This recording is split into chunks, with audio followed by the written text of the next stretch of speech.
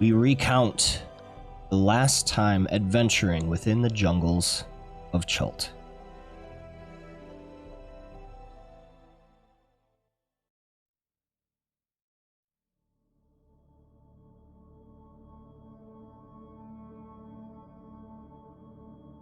As the first rays of dawn pierce through the dense foliage of the Aldani Basin, our adventurers stir from their slumber, their spirits lifted by the significant progress made under the veil of night. Their journey westward, marked by encounters with formidable giant crocodiles, has brought them to the edge of the marshland. With Orlunga now within their reach, a renewed sense of purpose invigorates the group.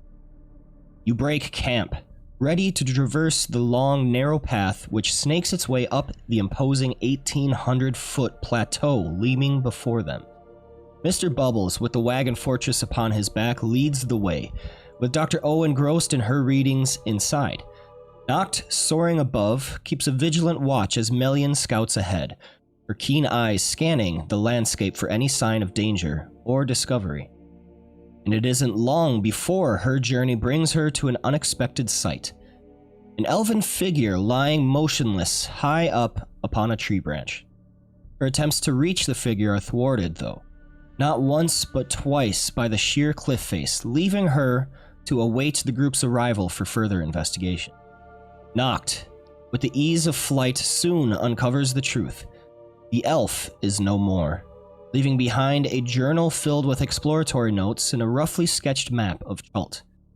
This discovery, tucked away into Dr. O's pack, adds a new layer to their understanding of the jungle's secrets. As they continue their ascent, the path forks, leading to the entrance of Mbala. Aku pauses, the weight of the moment palpable. The group, fortified by a brief respite and the shared stories over lunch, decides to venture into the ruins, driven by curiosity and a sense of duty. In a moment of unexpected revelation, Aku transforms before their eyes. The guise of a Chultan woman falls away, revealing her true form. A magnificent Coatl, a divine guardian of ancient secrets and protector of the good. Aku speaks to the heroes that she would deceive them no longer, offering full transparency in exchange for their aid. The air around them seems to hum with the presence of such a celestial being. Aku shared her tale of Mbala's downfall at the hands of Nanny Poo-Poo, a malevolent green hag, which resonates deeply with the adventurers. They pledged to aid Aku in ridding Chult of this great evil, the deception of Nanny Poo-Poo, who masqueraded as a savior only to devour a civilization, leaves no room for further negotiation. With renewed resolve, the party strides through the skull-laden gates of Mbala, the ruins echoing with whispers of a past long gone, not forgotten. The path ahead is clear, their mission set. To confront the darkness that lingers within the heart of these ruins, bring an end to the reign of Nanny Poo-Poo.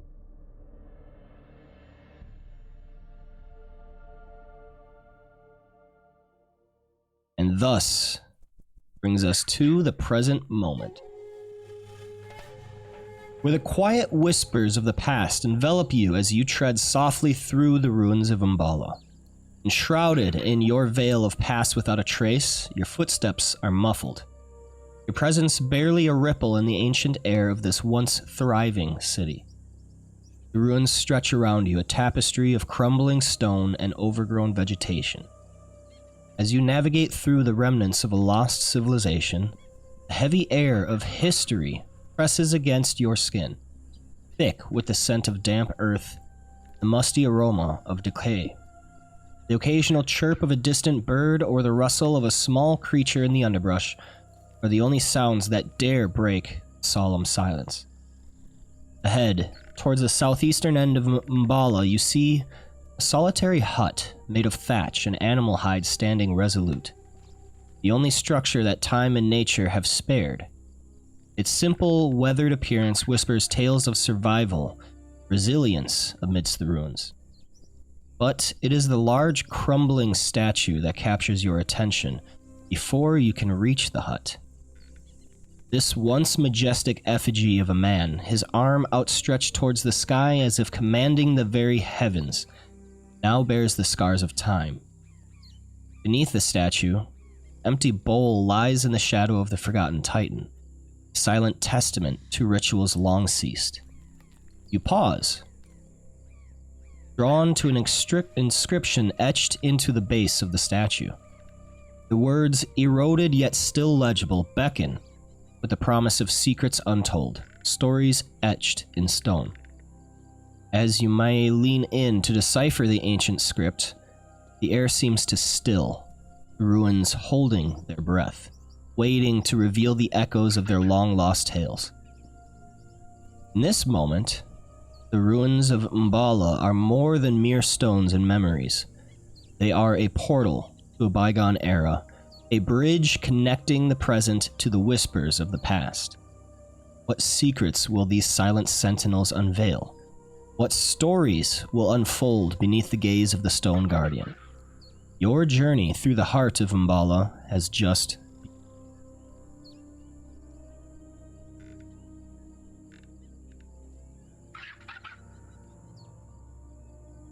Cool.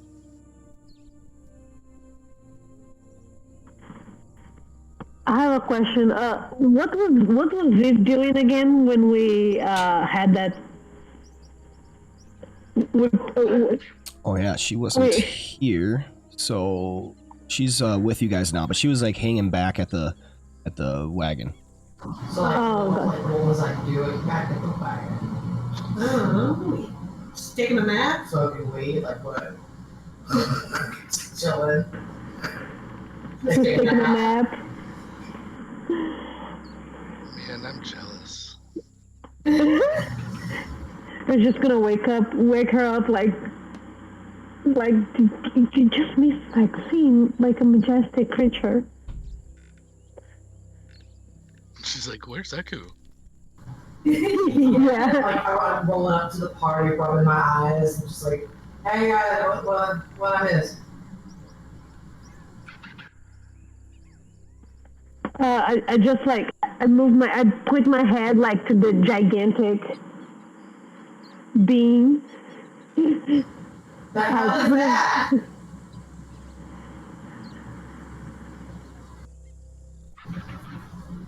Like elbow her. No, Like that's Eku. Not.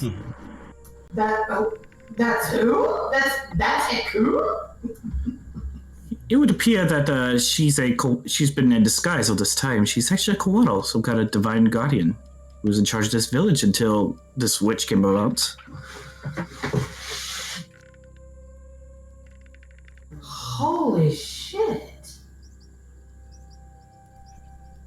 And then Mr. Bubbles will start going off about his... You said she's a koala? Mm-hmm. Oh, love the feathers. Mr. Bubbles will start going off about his inspiration from the void about...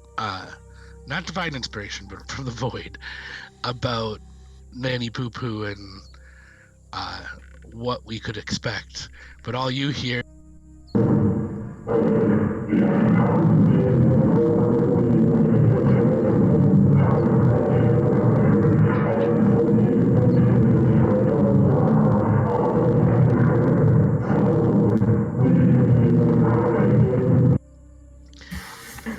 Naturally.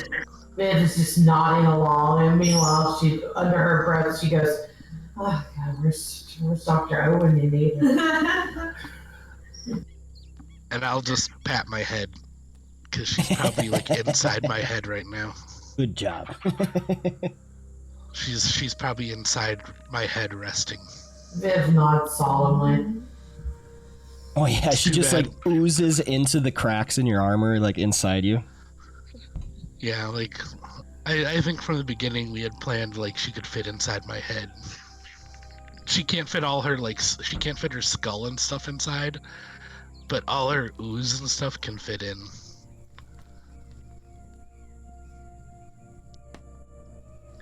So, suffice to say, there's some special mechanics that I could expect to be happening relating to invincibility. And I'll leave it there since you can't understand them. Lord of mercy. So, Iku, love the new look. What's going on? So, Iku was protecting this region. She was responsible for taking care of it. However, this hag showed up and lied and corrupted, leading the whole place to ruin. Hags, am I right? Now it's just like, yeah. But, so we had promised to come and help in any case. And now that we hear the full tale of it, I believe that there's no other option. We need to take her down. We cannot leave her here to continue to destroy and corrupt this area. It's only fair. So basically, that's what we were doing when you were taking your nap.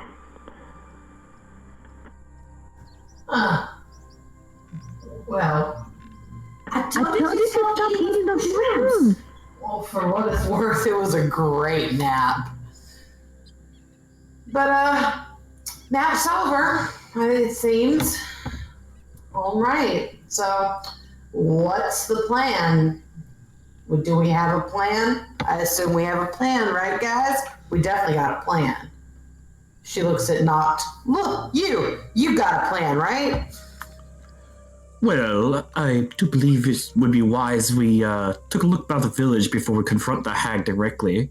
Maybe we might learn some secret of hers that we could use against her. Secrets. Secrets are very powerful weapons. Yeah, I say we go for it. Besides, it doesn't feel right going against any sort of hag or whatnot without a Dr. O, with Dr. O being out of sorts as she is. Yeah, let's snoop around a bit. I do love me some good snooping. And she said something about getting to Mr. B's head, literally and figuratively. I mean, so I guess we can just let her be working on stuff to get more time on her. Is that possible, Nomad? Like, let her just be crafting? That way, even though she has to miss out, she can still be making progress on her, like, her background stuff. Yeah. We just hear clanging inside Mr. B. Well, probably inside the fort at that point, but I don't have room for a forge inside of me. I'm not a TARDIS. Yeah. We just later learn. Yes. I'd love if we just later learned that Mr. Bubbles has some kind of like portal inside him. Top face slips into. I have a portal that would lead inside the fortress. That would be great. Can you imagine? Quick, guys, into Mr. B. My chest. Yes. Let's be clear. Phrase it. My chest opens up and it just looks like the time vortex inside the heart of the TARDIS. Work. I just love the idea of like some random villager seeing something like that. I mean, just the sight of Mr. B carrying the wagon itself is just... It's already ridiculous. Yeah, I just love it.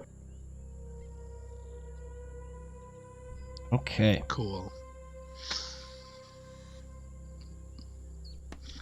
So, as Nomad, you are standing since our goal, here... Nomad, is to avoid nanny poo-poo, could you kind of give us a direction to go, since our only goal really is to avoid the fight? Yeah, gotcha. So maybe like up and left or up and right, I don't know. But if you could give us a direction to kind of go. Okay. Yeah, so there is the statue. It has the inscription underneath. This is where I will leave the fortress. Okay. By the statue. Got it. So that Dr. O can work in peace. As you away from are trouble. kind of standing here trying to figure out where to go next, you hear the sound of wings Uh-oh. up above. Don't look at me. What do you do? We look up. Okay. You see the forms of something very odd swooping through the sky erratically. Looks like flying monkeys. They have not spotted you. Swooping is bad. Generally speaking, yes. Can we get under cover and make some kind of check to see what they are? Sure. Right. I will need... I'll have to play Mr. Bubbles slightly smarter today. Because I don't have my doctor with me. He'll be slightly more towards the version of Dr. Bubbles, which is my evolved version of Mr. Bubbles.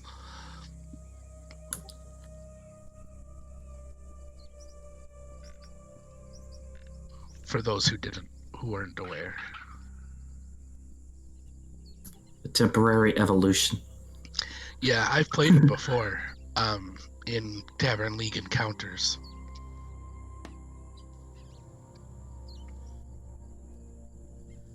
So, He's basically a better version of not Dr. Alfbay, but of Mr. Bubbles. you get undercover thanks to your pass without trace. Woo! Not been spotted. You're getting undercover, but looking to the sky as these creatures pass by. Anyone that wishes to see if they know anything about these creatures may make a proficient intelligence nature check. Don't mind if I do. Melian, Damn. you do not need proficiency, and you get to roll this with advantage for being from this area. Yeah. Yeah. All right. One is already good. Let me go another. Right. Man, in Nomad's campaigns, being a bard is a superpower. Yeah. All right. Okay. I'm trying to impress Melian with It would be my it would be worth like a 1-level bard dip, or just to get jack of all trades. Yeah. I'm just trying to impress Melian right now. I'm just trying to put on a show for her. So I'm just like, yes, I know about creatures. Let me tell you about these creatures I know about. Yes, flying monkeys. They were in that one movie. What's a movie? What's a movie? Ye Old Tale of the They Wizard were in of that one Oz. thing that I don't know what it is. Yeah, there was this one witch that had these monkeys and she was green. You know, very similar to Nanny Poo Poo. Green, flying monkeys. Let's talk about it. It's looking awfully familiar. So wait, which one of us is Dorothy? Obviously, it's me. Because you're the main character. Yes. Exactly, thank you. And I sing. Well, I mean, I guess understand. they all sing, but I sing the best. I understand the assignment. Thank you. Well, you're obviously the Tin Man. Thanks, because I'd have no heart. Wait, Am I the lion? Yeah, that's the lion. Oh wait, oh no, I get it now. No, You the don't have a lion. brain. the lion doesn't have courage. Right. Who's the one that doesn't have a brain? But I got the joke now because the Tin Man was made of metal. Yeah. The Tin Man didn't Yeah. have a brain. I They was just all- trying. No, the Tin Man didn't have a heart. What? I thought it was Yeah. brain. No, only had a brain. Scarecrow didn't have a Oh, brain. yeah, the Scarecrow. Yeah, Okay. I wasn't wrong. Gotcha. Exactly. Yes. Trying to call me wrong. Heartless metal thing. That's Mr. Bubbles. Yeah, I was being dumb about not like I didn't actually get the metal thing at first. Like I wasn't just being stupid on purpose. I was actually being stupid. But I wasn't wrong about not having a heart. Mm. I've been really slow this week. So I caught a cold. Like I caught a really bad cold from my nephew on Oof. Christmas, Oh, and I've been so sick since Tuesday night. Oh shit, man. Feel better soon? I've had off of work all week though, so like I just so happened to have asked off of work last year for this year, so that was lucky. But yay. Anyways, yeah, I'm a heartless bitch. Anyways, where were we? So, Vivacity and Melian, you know that these are flying monkeys. That is indeed what they are called. They are small beasts. They have 1 hit die, passive perception of 11, normal vision, and Viv, you get to pick 1 ability, and Melian, you get to pick 2 abilities to learn. You only have 2, Pack Tactics and Bite. I want to know Pack Tactics. All right. The flying monkey has advantage on an attack roll against a creature if at least one of the monkey's allies is within 5 feet of the creature and the ally isn't incapacitated. It is a trait. And Viv, the bite attack is a melee weapon attack +1 to hit, reach 5 feet against one target, dealing 1d4 -1 piercing damage. Collectively, you know that flying monkeys are slightly more clever and curious than common monkeys, and they can be domesticated and taught to obey simple commands. They come in many colors and varieties, with feathered wings that have a span of about 5 feet. And Melian, you know that flying monkeys can very typically be kept as like minions. You have a very, very strong suspicion that these flying monkeys are under the control of Nanny Poo Poo. My god, we really are in the fucking Wizard of Oz.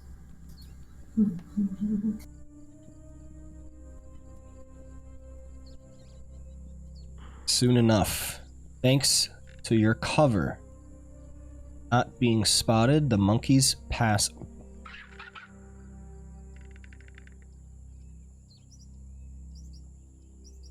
This is when...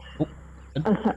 Oh, no, sorry. I was just going to say that I shared the information with the party that I think that they are under her command and to avoid being seen. Is my password address still on? Yep. Okay, gotcha. All right. Awesome.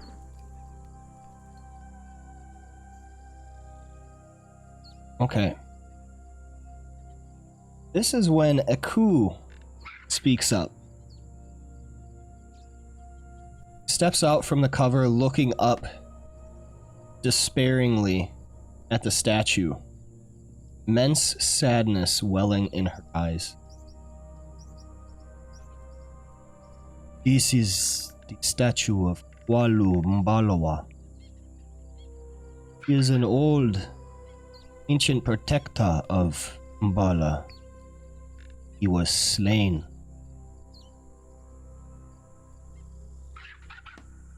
Who killed him? Was it the hag? 'Tis her doing.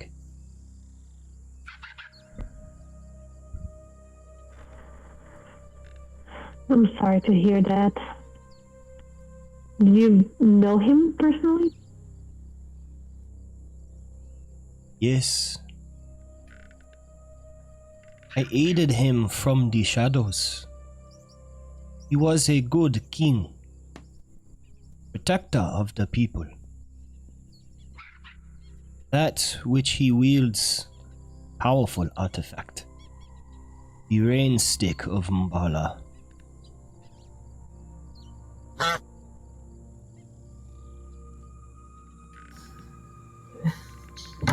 He honks. He honks when he joins the call. Like a goose. Is there any way that I wish we could honor him somehow, but with her around, I think that's going to be difficult for now.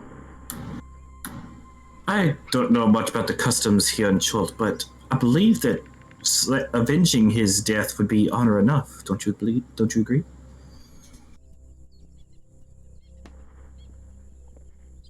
You're right. That would work. It would do great honor to him. After his fall, people splintered. The hag knows exactly what she is. She is very intelligent, cunning. She knew that put away with King Mbalawa, do so to the people. The rain stick along with him, sealed within his crypt. The rain stick gone. The food supply began to dwindle, forcing the people into survival instincts.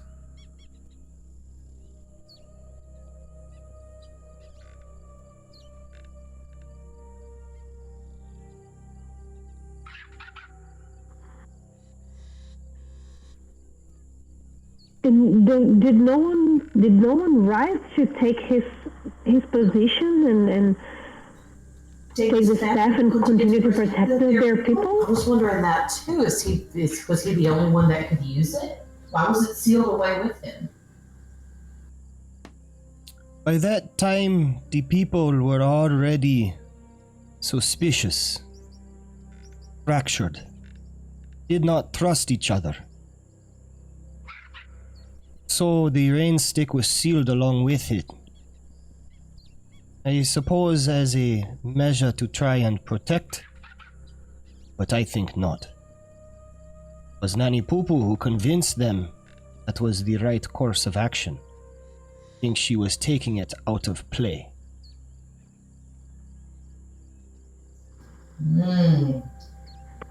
If we were to go into his crypt, gain the rain stick, I think it would do well. Perhaps bring some rain, some life to these lands once again. Purge the evil from the land itself.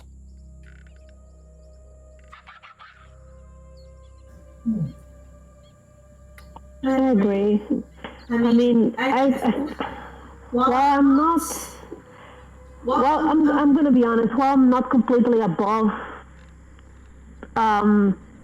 going over things people will not use anymore, I do not find joy in taking anything away from someone so honorable.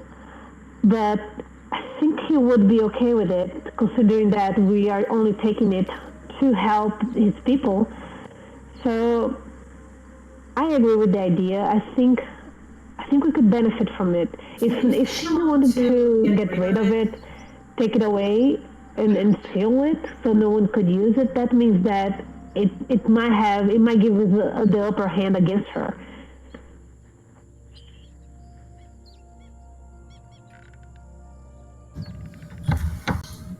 I agree. I think the best way to honor his memory would be to fight to protect the people that he was always protecting when he was alive and providing for. I feel like that's a legacy that ought to continue.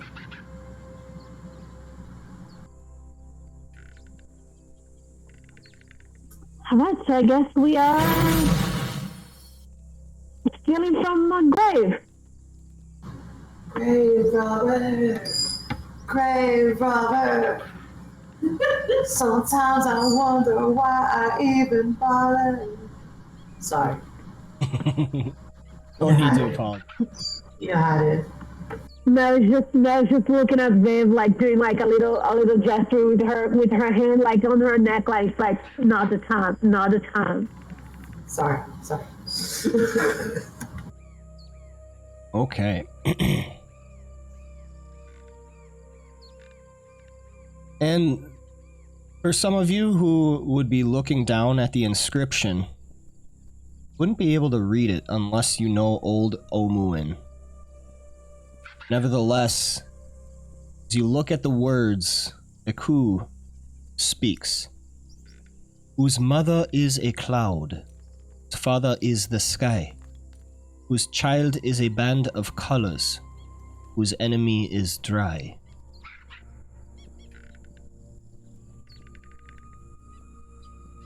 Band of colors clearly means rainbow. And all of you notice a crack next to the statue. There's a passageway beneath it.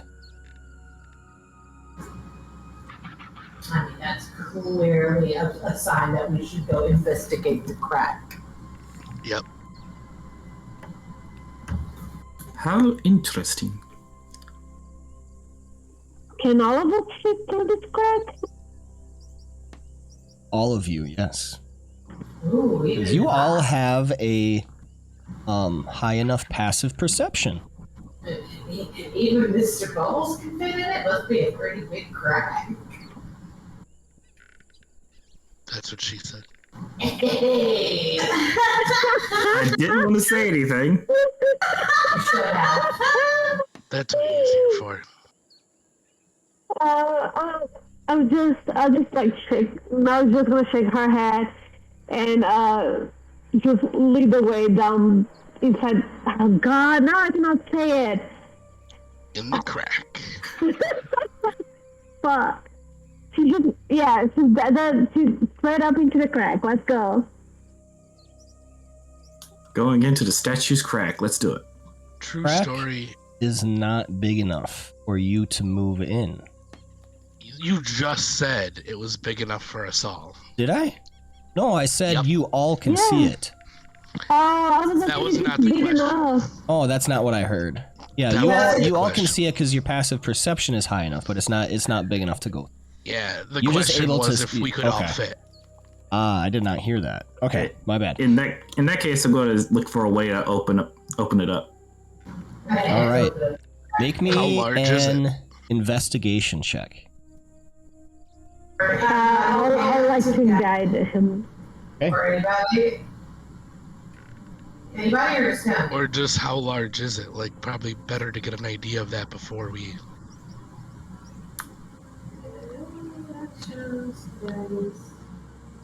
Not a bad idea.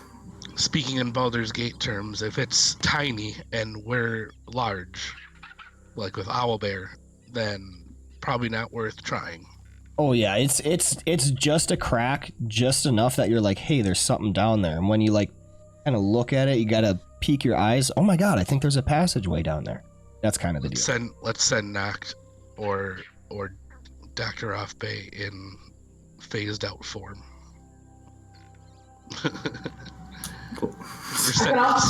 We're sending a small one. I could also send Noodle, Big Noodle Jr. down there, but I would be afraid something would happen. True. to him. Yes, true. All right, Noct. You're kind of looking at this, trying to figure out, okay, well, how the heck do we get down there? Is there a way to move the statue? Suddenly, like, an epiphany. Hey, wait a minute. That inscription kind of sounds like a riddle. I bet you if solve the riddle by speaking the answer, might be able to find your way into the passageway. Water. So the answer is rain, but do we need to say it in the language? Do we need to say it in the language of the original inscription? No, I don't think they. No, the question is whose enemy is dry? Whose mother is a cloud, whose father is the sky, whose child is a band of colors, whose enemy is dry. It's water/rain, It's but how rain. specific do you Rain. want to be with Right. it? Like, yeah, but how Yeah. specific do we have to be? Yeah, do I need to say it in the original language of the inscription? Or do we have to like sprinkle water on it? Does it have to be raining? Exactly, like makes sense because we're in search of a rain stick. Well, I have tidal waves. We could. I can leak oil onto it. We have barrels of water, don't we? That's my way of saying. That was my way of saying pee. That was my way of saying I could pee on it. Mr. B, let's not pee on this ancient statue. I'll be Nanny Pee. Okay, you know what, Mr. Bubbles? You're the only one without inspiration. I'm giving you an inspiration for that. I can't not. The image is now lodged in my brain. Thank you. Okay, so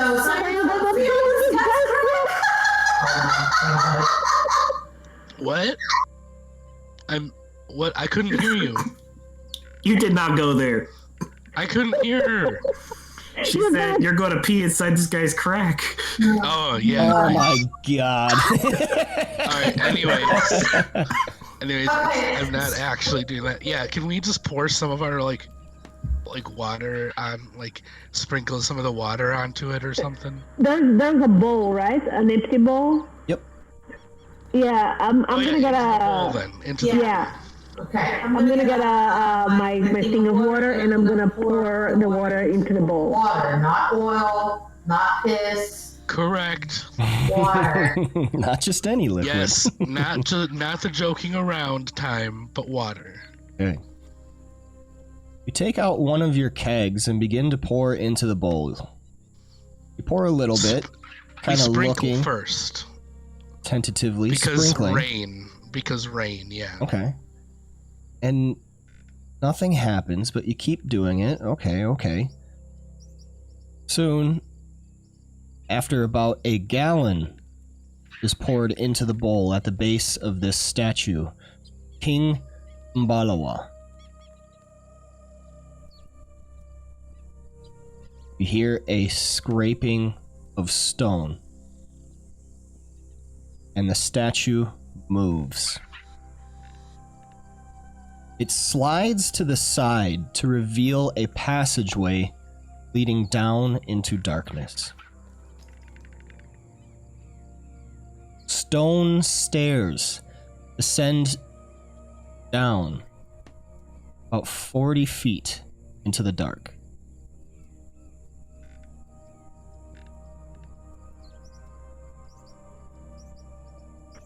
I'm going to, I believe I have a torch, so I'm going to grab it and light it and start going down into the down the stairs. Okay. I want to perch myself onto Sir Fluffy as he follows her.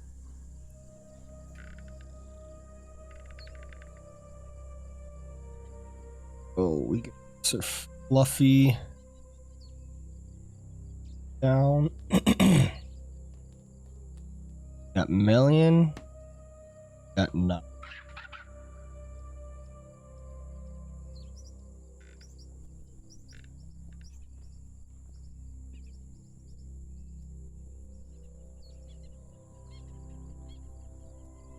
You descend down flight of stone stairs. And then I'm behind them. Okay. I thought we were all going, but I took that for granted. See a dark 40-foot long room. Million, as light your torch. Which way is it? Are we going? Yeah, I thought you moved. I'll put you on the map when there's room. I thought you were moving them to a new map, so I was like, okay.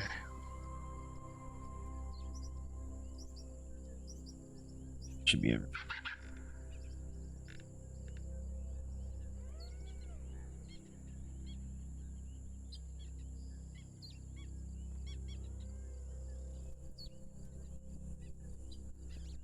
Along the walls of the hall, there are stone shelves filled with dusty scroll. A closed double door made of stone stands at the far end of the right side of the room. The ceilings here are 10 feet high.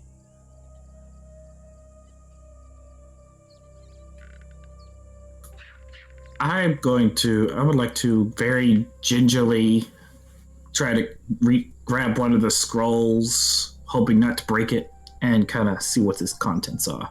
I can't see anything yet. And? Oh, No. Hey, there I am. alright, knocked.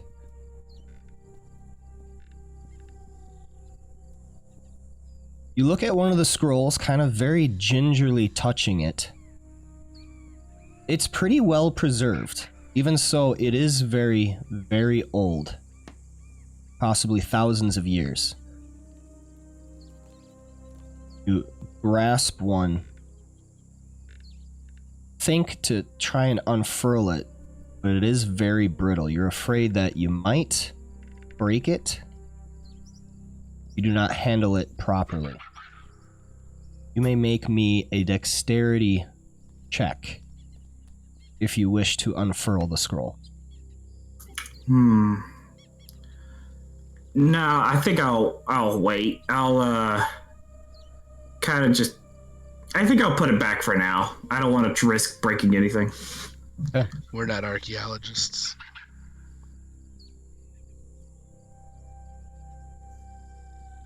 I am going to pet Mr. Fluffy and gently like pass over him, so I'm like standing in front, and I'm just gonna pet him gently. It's like, all right, let me take the lead. That's like Mr. Bubbles to let you take the lead. Mr. Beasley, that might be trapped. I'm going to quickly look around. I want to see if I can spot any like weird slabs or weird indentations on the floor, just like springs or something. I know it's been a really long time, but do you remember when we were in the first like crypt that we were ever in, with the red brands, and there was a pitfall trap? And someone spotted it, and I walked over to it, and I like jumped onto it so that to like trigger it on purpose, and then I fell into it. I So that other people wouldn't. I remember that. I am your 10-foot pole. I am the 10-foot pole. Correct.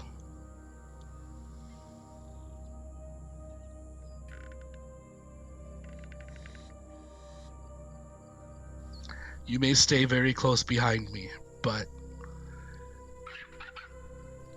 I am your wall. They're just gonna like nervously look around and follow him, but like keeping an eye on things.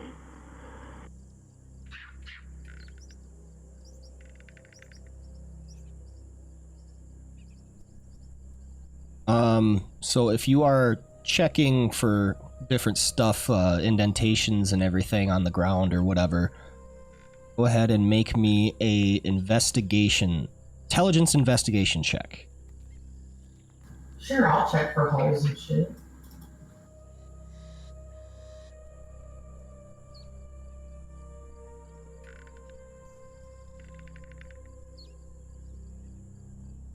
If everybody else is doing it, I might as well join in.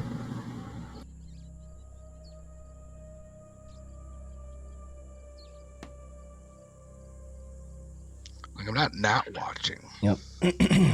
All right, Mr. Bubbles. Looking around for any sign of danger, traps, or any of the like, you do not see any within this chamber. You only come to the end to see the doors.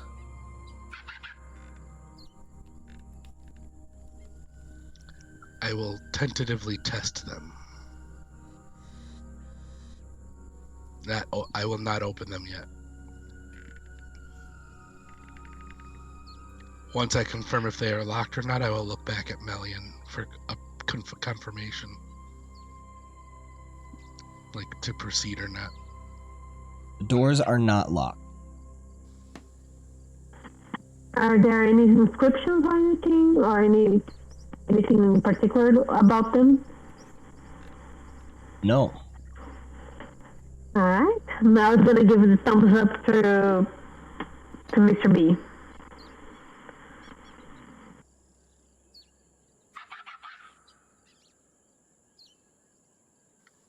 Try. There we go.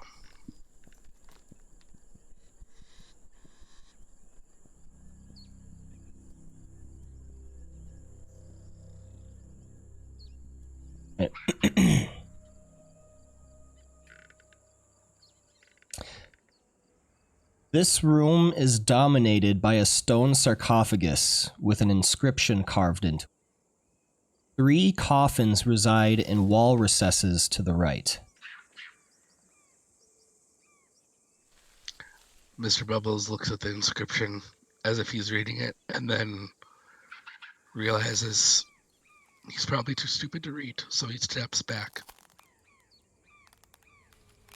He's not really, but it doesn't do anyone any good for him to read it.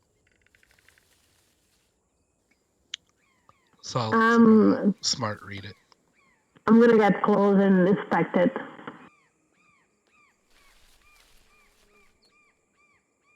Okay. Do you read Old Omuin? Probably not. All right. I know someone who does. Eku can come down with you. Looks at the inscription. Brushes away a little bit of the dust and dirt. Here lies King Kwalu Mbalawa, the last king of the great kingdom of Mbala. He is interred here with his family, who were taken before him through tragic misfortune. No riches lie buried here, for the king decreed all his riches would go to ensuring Mbala's survival. Like an artisan, he is buried with naught but his tools, which were not enough to save our people. Was taken.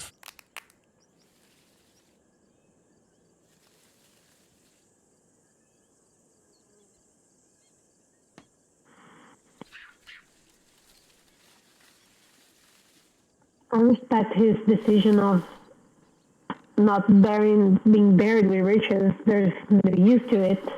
Can always be used to those who need it the most. But when they mention tools, hopefully his staff is still with him.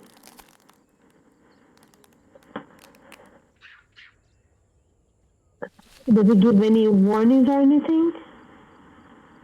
Nope. Alright. I will motion for Mr. B to get closer, and I'm gonna grab part of the. Can I see if I get a traps on the coffin? That's what I'm doing.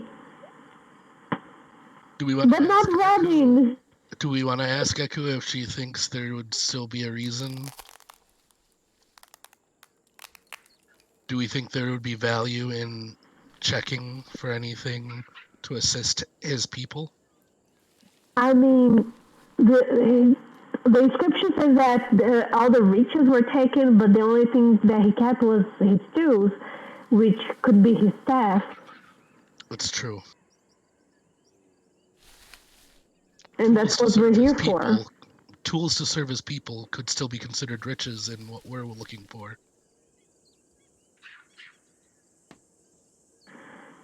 With Eku's approval, we'll do it. Normally, I wouldn't even put up a fight about it, but with Dr. Offbay not here, I can't depend on her to stop me.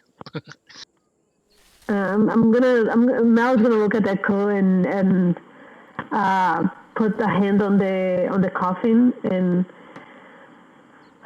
well, I believe that if there's a place for his staff to be, it might be with him. Is it okay if we open it? Good call. I am hesitant to disturb the rest of such a great man, but yes, it's in service to his people. The rain stick must be here somewhere. I do not see anything else around this room.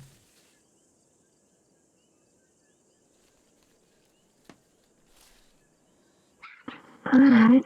I help remove the cover. Right. And we do our best. Maybe make a religion check or something. We do our best to honor his remains. Okay. Yeah. Anyone? We move it very carefully. This is no enemy. This is no.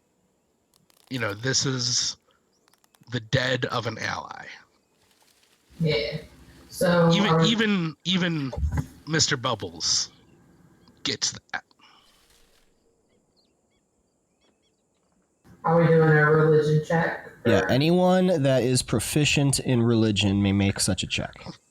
Sounds good. I have to be proficient. I try to be honorable, but I don't know much about this culture, so it's sincere, but it doesn't come off very great. Can't I make one to try anyways? Yeah, go ahead and make a religion check. To know specifics of like what this might be, you'd have to be proficient, but you could have like a general idea. Okay. Like just to be respectful. Yeah. Yeah, I mean, could I, with my knowledge of history, have any idea of like at least how, from being from here, if I know the general way of treating such kinds of things? Yeah, go ahead and make a history check. The rolls are not rolling, guys. Okay. Mr. Bubbles, you get the sense that in order to like remove the lid respectfully, you'd have to not damage anything. This is a burial of the physical form that is supposed to withstand the test of time. And if you were to remove the lid, you'd want to be very careful and take care of it, for there is definitely significance upon the face of the sarcophagus lid. Yep. Melian, you would know that there are certain rituals and things performed as part of the ceremony of interring a body within a sarcophagus. So knowing exactly what those are, specifically here in Mbala, might give you information about how to go about removing a sarcophagus lid. But you're not exactly certain what those specific things are. You just know that they exist in this area, but you do not know what they are. Noct. You're looking at this sarcophagus and then thinking about the inscription read out to you, and you're very hesitant to remove this lid. You are thinking, you know what? This body was interred within the sarcophagus for a reason.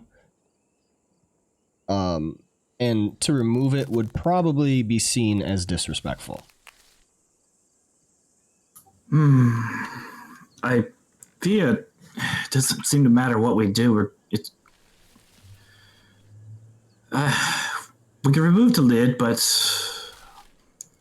Only if Aku wills it.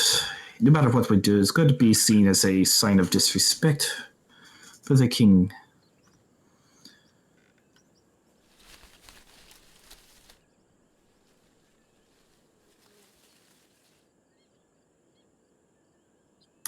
What say you, dear Aku?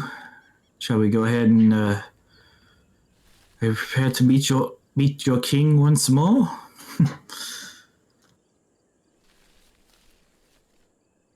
Yeah. Well, the king is dead. We need that rain stick. Only thing that matters, what will redeem him in the end, is to purge Nani Pupu.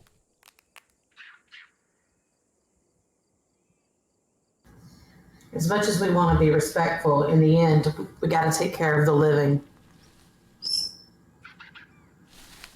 I say, go ahead. Alright, I will assist Mr. B with the sarcophagus. I really should have paid more attention to those classes, but I think that the best we can do is Just just stronger. I'll guide them as long as we make sure that we don't damage anything, and we should be okay. I am going to. Did I give them some guidance?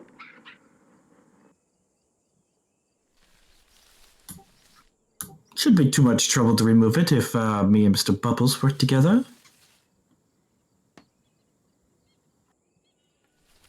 Alright, I'm going to guide Mr. B. Okay.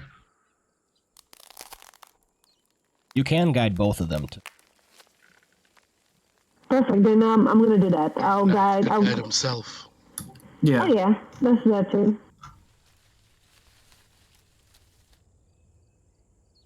Right. Please make me strength checks. Try and remove this sarcophagus lid. Or if you're helping, you can roll with advantage. Straight strength. Yep.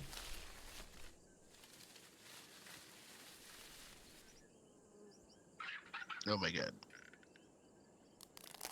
You both place your hands on the lid, just underneath a little crack where you can feel a little hold shifting. It's very heavy.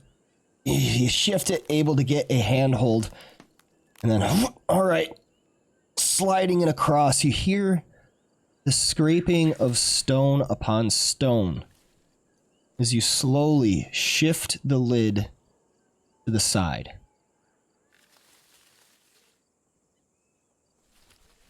And as the lid is removed to reveal the contents within, you see a body wrapped in linens, ancient. Is this where everybody wishes to be right at this moment? Yeah, sounds good. I might back up a tad. I don't fuck with dead bodies like that, especially after that one zombie incident. All right. Yeah, Aku, back up. I'm backing. I'm giving them space because I think that they need space to move. Aku, get out of here. I'm chilling with my boys. They're fluffing. Please remain in the room. And that is when you see it, Noct and Mr. Bubbles. Looking down at the body after removing the lid, placing it off to the side as gingerly as you can. You look back to the face, and the eyes are open. Deep, deep red. Hello. Roll me initiative. I was trying to talk to him. Hello.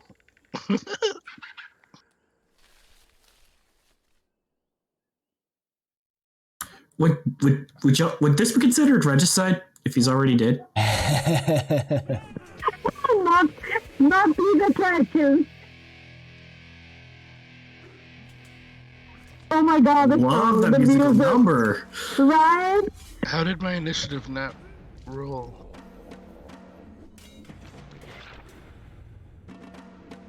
I didn't know they had electric guitars in Schultz. There we go. I'm glad someone rolled higher than 10. All right.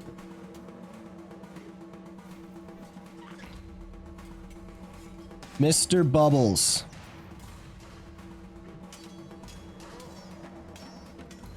You receive initiative.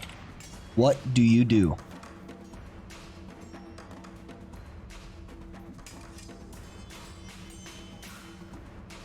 I double check my Great Sword of Life Stealing. And organize my windows a little bit. Okay.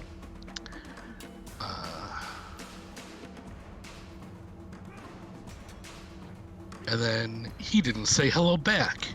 How dare he? And I'll go ahead and rage. Okay.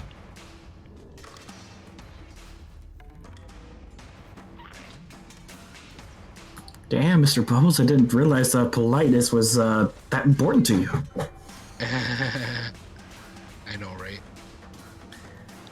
And then I will reckless attack.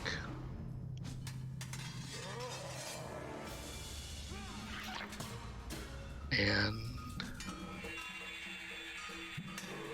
swipe with my greatsword.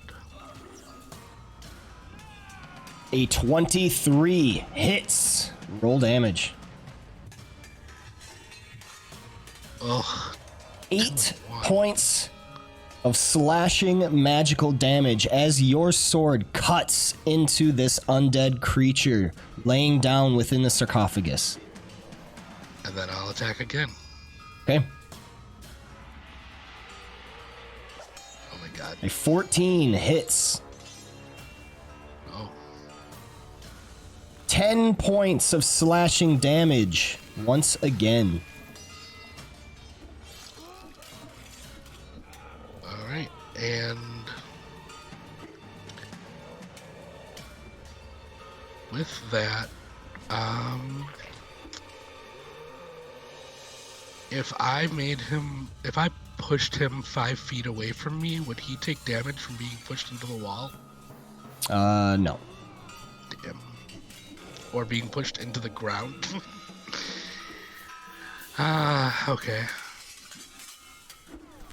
Then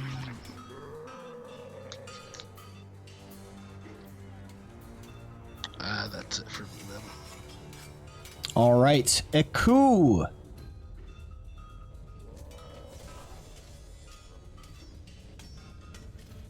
Let's see.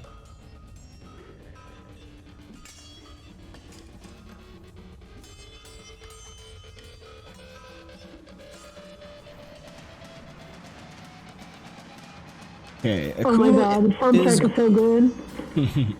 Eku is going to target Mr. B, Noct, and Vivacity, blessing you all. Oh, thank god. For a moment, I was like, she's gonna do what? That takes us to the undead creature.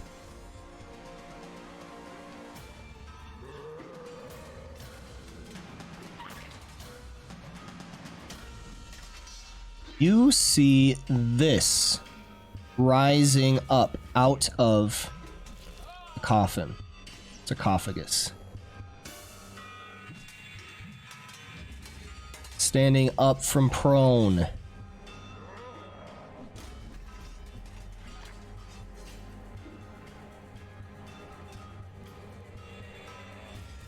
It is going to target Mr. Bubbles. Its eyes flash with a dreadful glare at you.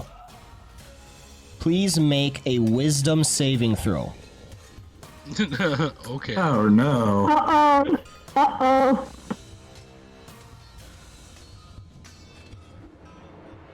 You succeed. The mummy reaches out to slam a fist against you, scoring a critical hit. I would like to deny that critical hit thanks to my special ability. All right. What's it called? Let me find it real quick. I believe this is it. Yeah, Sentinel at Death's Door. As a reaction, if a creature crits within 30 feet, I can turn that crit into a normal hit. Yep. You do so. So it is just a normal hit. Nice.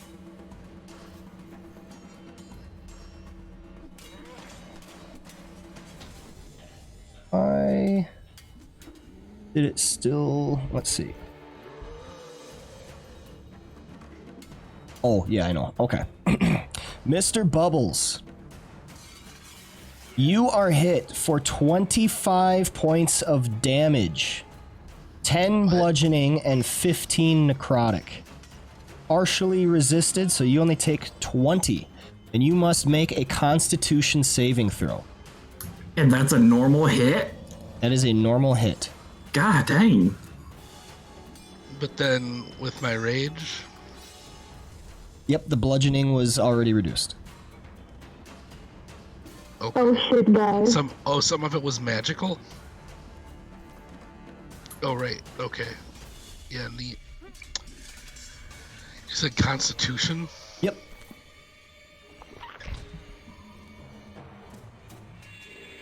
You succeed. All right, and that will take us to Melian's turn. Well, the first thing I was gonna do is look at Iku and just look kind of panic and ask what the hell is going on? Why is he up like that? And then she immediately is going to let's see. Oh, this guy seems pretty strong.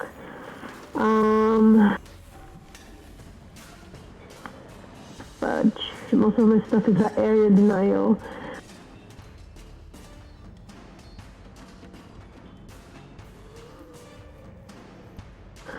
I'm going to wild shape into Deinonychus.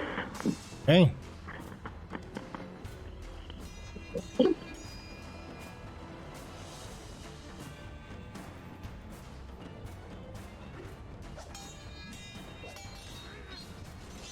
And I'm going to go for where's my Deinonychus?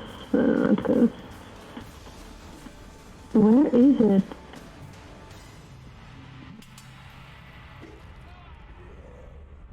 Under Tower Ape. Found it. Okay. So I'm going to go for pounce. Okay. Wait, do I have space? Yeah, you can pounce through Mr. Bubbles and then like end in a space that is not occupied. Basically, Okay, you'd gotcha. be doing like, let's see. Oh, I see. You'd like do one of these maneuvers, something. Yeah, Boom, boom. sounds good. All right. Sounds good. Alright, here we go.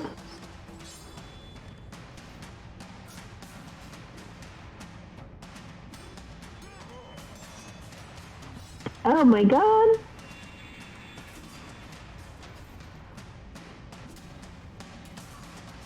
You rolled a 1 on your attack roll, missing. I'm gonna try to then give a bite. Okay. Oh, actually, I'm gonna go for a slash. I don't know if I want to get my teeth on that thing. Okay.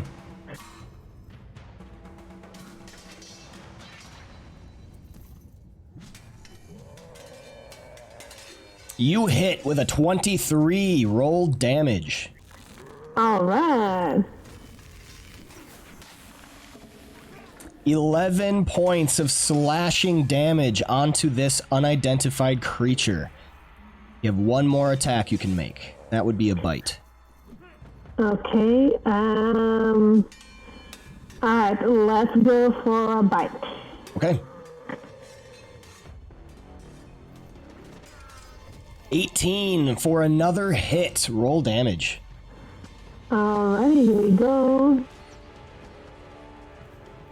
10 points of piercing damage as you bite into the skin of this creature. Which space do you want to end up in? This one or that one? That one that I was before. Okay. Anything else, Melian? Nope. Okay. That will take us to Sir Fluffy. Roll some ferocity. He gains 2 points of ferocity. He is going to take the dodge action.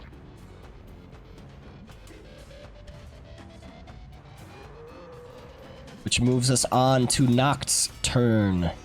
What do you do, Noct? First off, I would like to try to, as a free action, attempt to identify this creature. Alright, go ahead and make me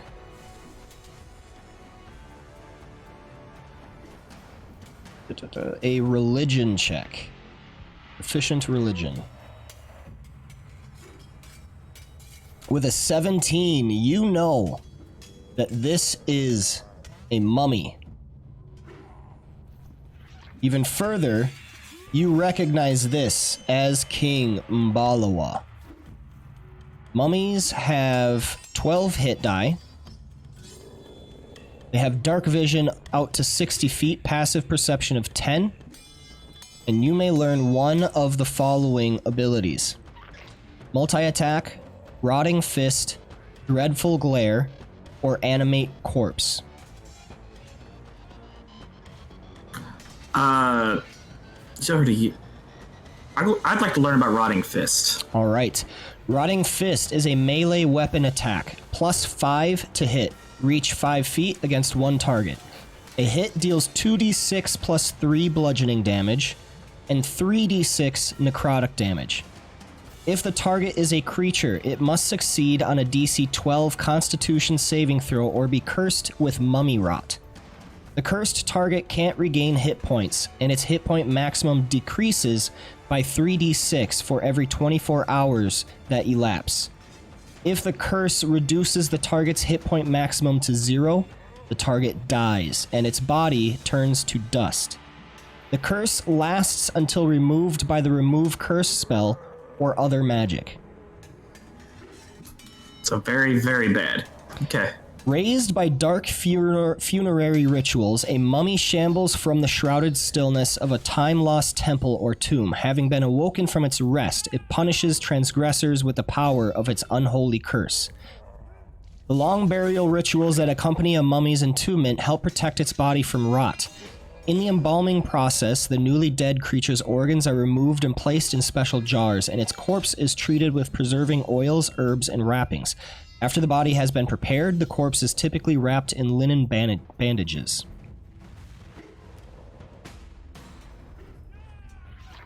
How interesting. Alright, that's my free action. I think I'm going to use my standard action to attempt to turn undead. Okay.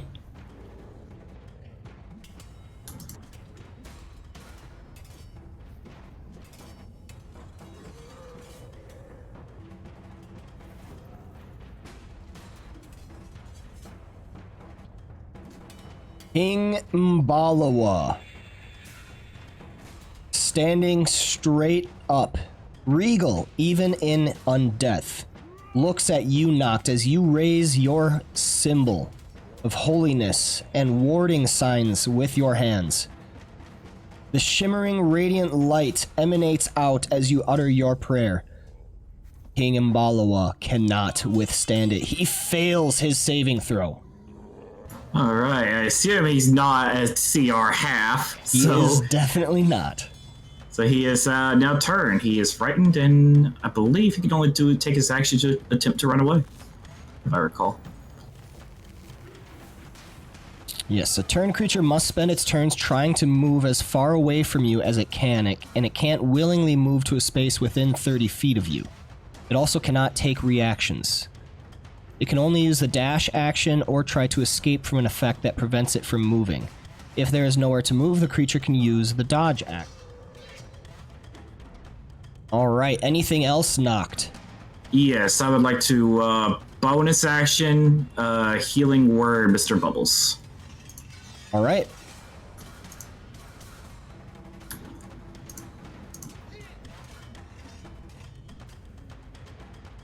Oh. 5 points of healing going back into you, Mr. Bubbles.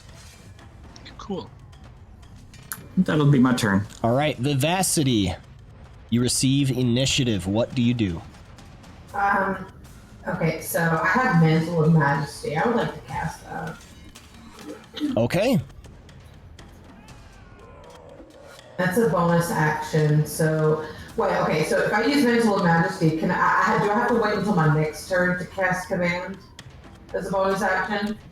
Or can I Yes, do you it? only get 1 bonus action per turn. Okay, so I have to wait. Okay, well, I'm going to go ahead and cast Mantle of Majesty as my bonus action.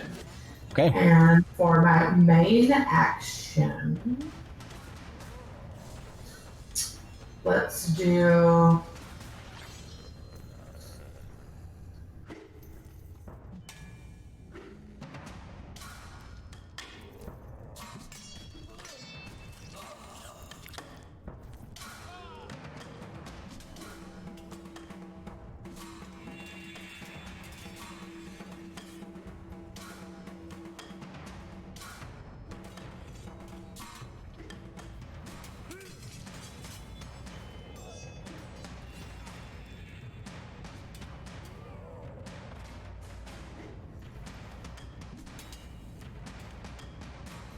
Let's do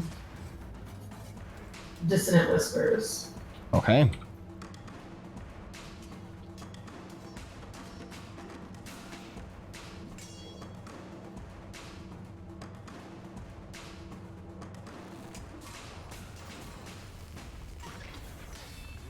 So I cast my mantle in a beautiful, lavish coat that seems to glitter, because it does. It literally glitters, which seems kind of inappropriate for the situation, but don't worry. Trust the process. Trust the process.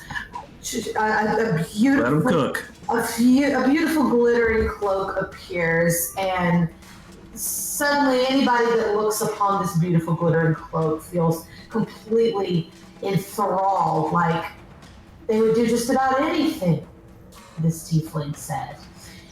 Then she cast Dissonant Whispers on the undead creature, on the undead king.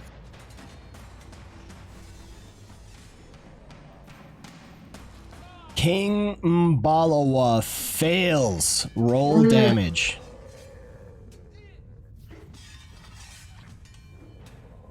You deal 10 points of psychic damage to King Mbala.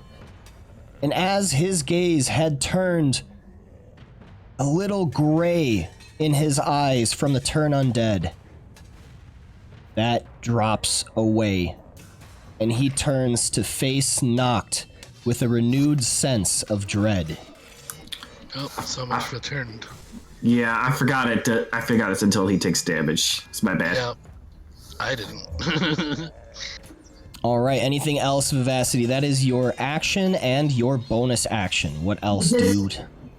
Well, no, that's it for my turn. I just wanted to specify the Dissonant Whispers the dissonant song that she plays for this king speaks of the pain of his people, in the way that his people have suffered since his passing, because this tool that kept them alive and kept them thriving has been locked in his tomb with him. So she tries to play upon this sense of guilt as she sings to him. All right, excellent. And he would move away from you if he wasn't already as far away as he could. All right. That will take us back to the top of the round with a lair action. You see from the eastern side of the room Oh, a coffin. The coffins. One of them bursts open as another zombie appears. Taking us to Mr. Bubbles' turn.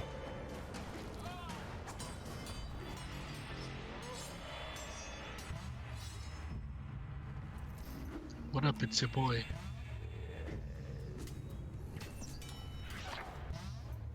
Alright. Doing some recklesses.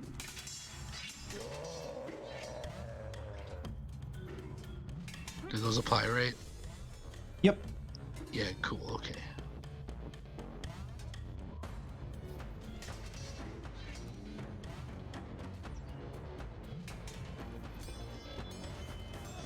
You hit with a 27. And this deals 16 points of slashing damage onto King Mbala. And then I'll do another one. Okay.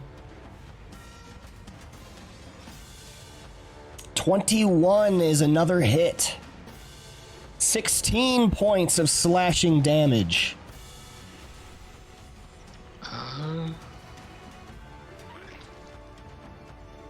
And that's it for now. Okay. Aku.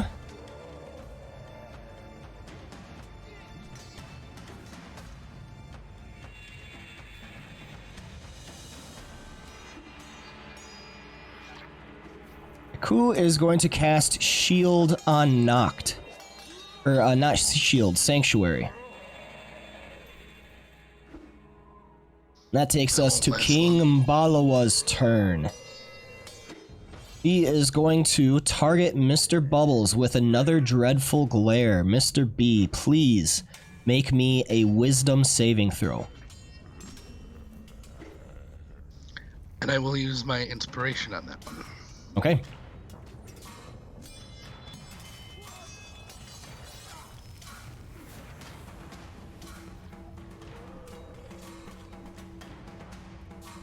You save with a 21. Next, he is going to slam another rotting fist into you. Does a 21 hit? Yes. Okay. Mr. Bubbles, you sustain 13 points of damage, 8 bludgeoning reduced to 4, and 9 necrotic. Bringing you to 37 hit points. Melian, you receive initiative. What do you do? Do I see the staff on him? No. Do I see the staff inside his coffin? Yes. I am going to Yoink. attempt to steal it. Huh? Yoink. Yep, I'm going to attempt to steal it. I'm going to just put my long ass neck into that nasty ass coffin and try to steal the staff. Alright. I'm going to have you make me a sleight of hand check. in this one. That's Yep. this one. Is right on hand? Sleight of hand. Dexterity, right? Yep. Oh boy, here. Can I use the inspiration for that? Yeah.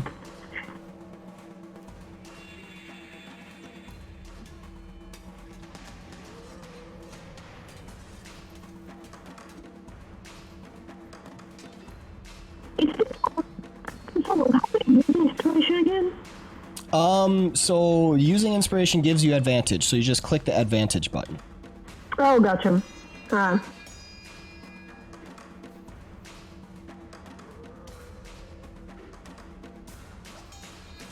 With a 19, you reach out with your neck inside of the coffin, sneaking around the standing mummy within. And you clamp down on the rain stick of Mbala. You have grabbed it. I am going to make for it. Okay. I am yoinking and leaving.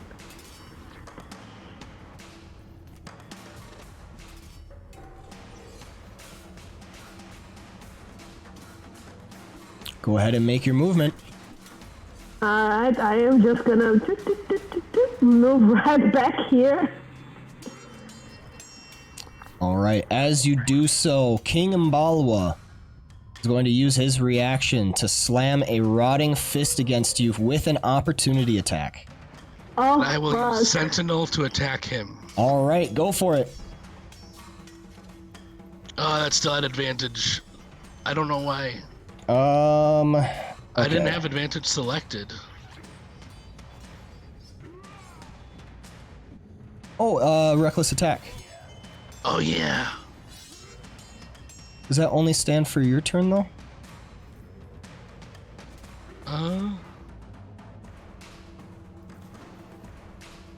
You can throw aside all concern for defense and attack with fierce desperation. When you make your first attack on your turn, you can decide to attack recklessly. Doing so gives you advantage on melee weapon attack rolls using strength during this turn. Okay, so that's not... yeah, only during that turn. During the turn. Okay. Not sure. Just give it to me this time. You'll have to fix the script.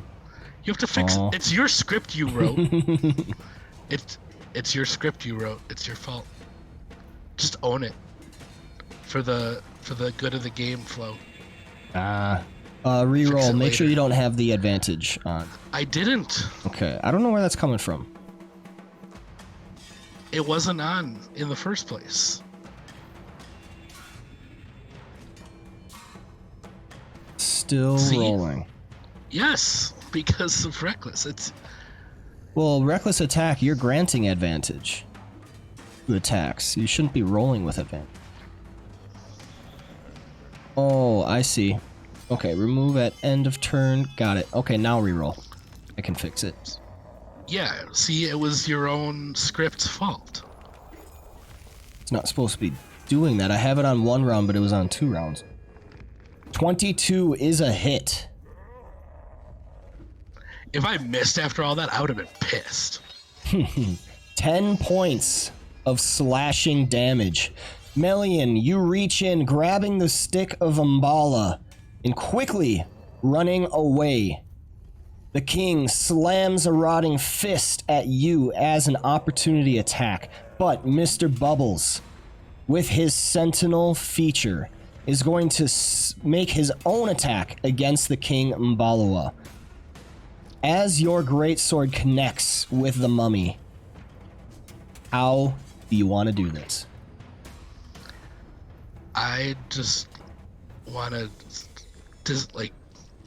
I cut his arm as it's reaching for Melian, and that's enough to just take the rest of him out. All right.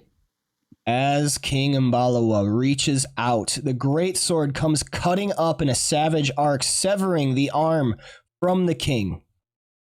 As it falls to the ground, the mummy slowly falls to one knee, then the other, dissipating into dust before your very eyes. And the other mummy disappears as well. Congratulations, you have defeated King Mbala. Okay, that's great and all, but I used my whole mantle of majesty, and if you get to use command, we better have another fight. How do you think Noct feels about turning undead and then you just breaking it? It's okay. I forgot to read exactly how it works. It's okay. Yeah, but she still broke it. So she's not one to whine about features being used, all right? That's what I'm saying. We used features, it was a mummy, it was a fight. We're all good.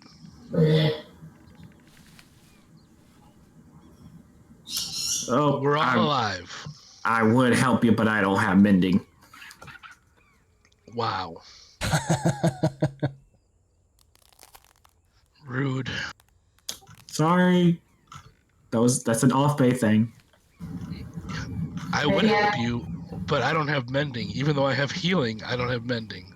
Wow. Maybe I can command you to feel better.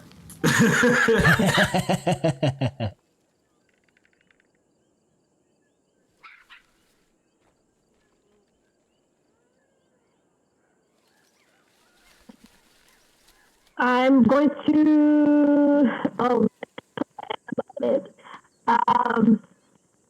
I am going to reach out to Echo and actually, a second.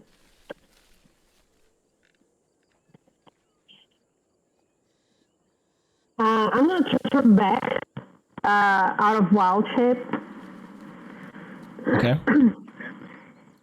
And I'm going to I'm going to approach Echo and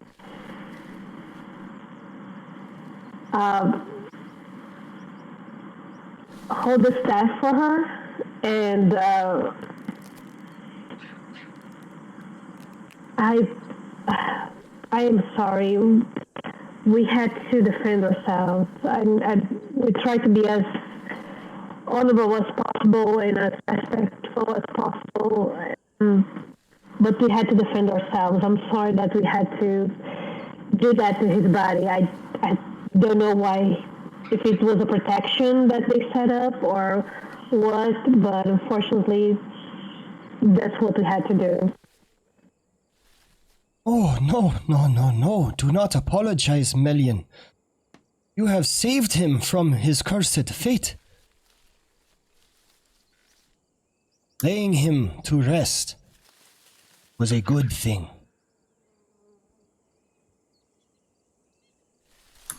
As they're talking, Doc is going to start collecting some of the dust that might have fallen on the floor and kind of scatter it back into the coffin. Okay. As you look in the coffin, you do see that there is something else. There is mason's tools with it. So you take the dust and, as reverently as you can, you spread it back within the coffin.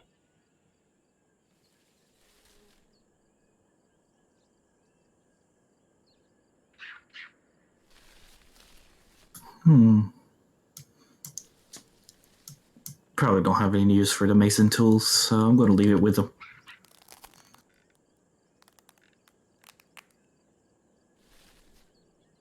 Unless somebody in the party is a mason and I didn't know about it. No, we can always buy mason tools. Yeah, and I think we're just here for the staff. There's no reason to rob him of his mason tools. We're not assholes. Not that big.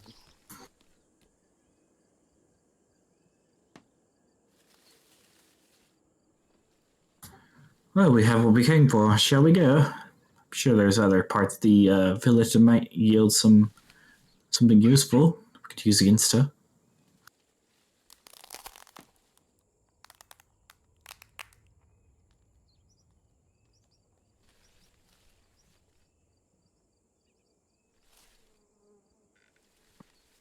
All right, then let's go. Should we put this? Can we put the coffin back just leave it there as? Sure. So I'm gonna just help them with that, and just make sure we leave the coffin back. Yeah, like we put it back how we found it. Yeah, definitely. Minus the connect, like with the arm where it should be, minus being connected, and minus the staff. Well, yeah. as much the way it did look as we possibly can. Okay. It's like we were never here. Almost. Don't know about that. Oh, don't mind the dust and signs of battle and broken oil. It's all good, you know? Fine, it's fine. We're all good. Right. I'm assuming you exit? Or is there anything else you want to do down there? No, we got what we came for, so we're leaving. Okay.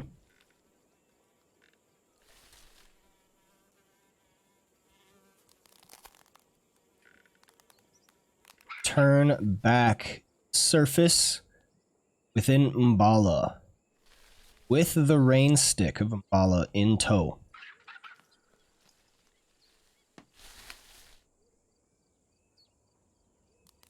Speaking of the rain stick, can I see if it might have any magical properties, and if so, find out what they are?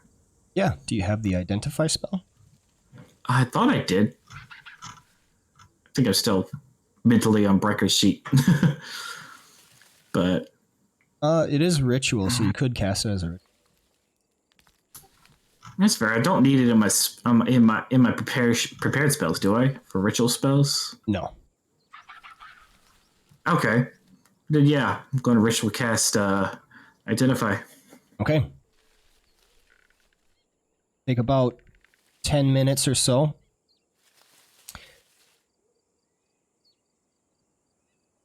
And you know that the rain stick of Mbala is a rare quality magical item requiring attunement. It is a +1 quarterstaff engraved with markings of wind, water, plants, and earth on an outer cylindrical portion of the staff, which rotates around the main shaft. The outer cylinder may be rotated, granting the wielder the ability to cast one of the following corresponding cantrips. Once rotated, the outer cylinder is locked in place until the next dawn. A notch on the main shaft visually indicates which symbol is selected. Wind is the gust spell, water is shape water spell, plants is the druidcraft spell, and earth is the mold earth spell. Additionally, the rain stick of Mbala has one charge, which may be used as an action to change the weather within 10 miles of the caster, become 90 degrees, and light rain for 8 hours. The weather changes over the course of 10 minutes. At dawn, you may roll a 1d6. On a 6, the rain stick of Mbala regains a charge if it currently has none. +1 quarterstaff. Magic weapons are unmistakably finer in quality than their ordinary counterparts. You have a +1 bonus to the attack rolls and damage rolls you make with this weapon. Additionally,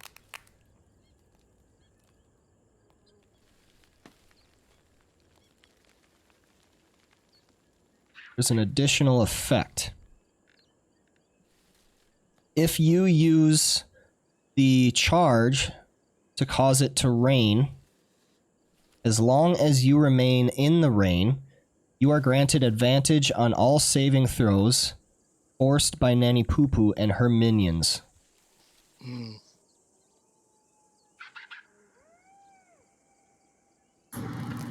Interesting. Yeah, very useful.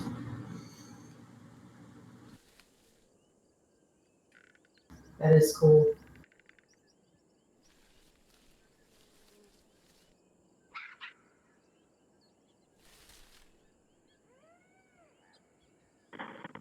Does anyone want to keep a hold of this?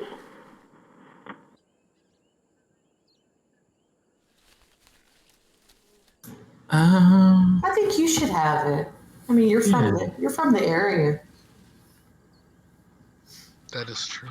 It's part of your culture, not ours. So, makes sense if you would have it.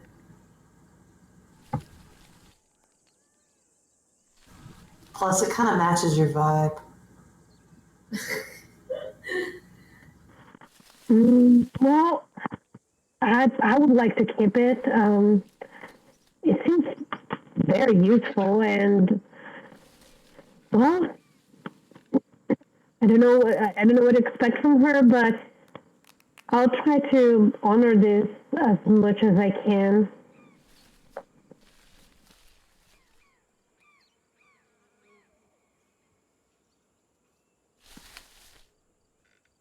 I'm gonna look at Eku and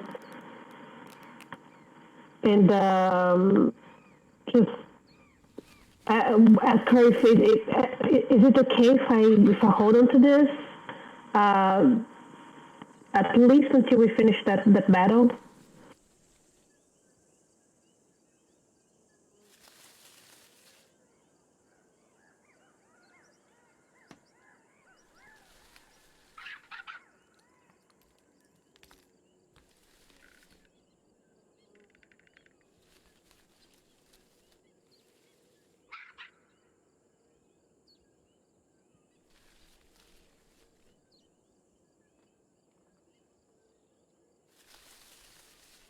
Did you ask a question? I didn't quite catch that. Yeah, I was asking Iku if it was okay for me to hold on to it. Gotcha. For the fight, at least until the end of the fight. Aku responds very pleasingly. Yes, of course. You may be the wielder of the rain stick of Mbala. I think you deserve it, Melian. Well, it's a great honor. I'll try to honor what he wanted to do as much as I can. Viv smiles proudly at her.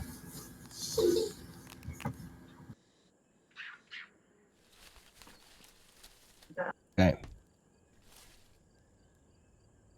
So, I think now is a decent time to take a quick break. You guys want to do bio break or get a quick snack or whatever? Let's rejoin back here in about 5 minutes. I will leave a vote. Make sure that when you are back, you check that so I know that we are ready to. Let's go. Sounds good. Right, sounds good. Okay.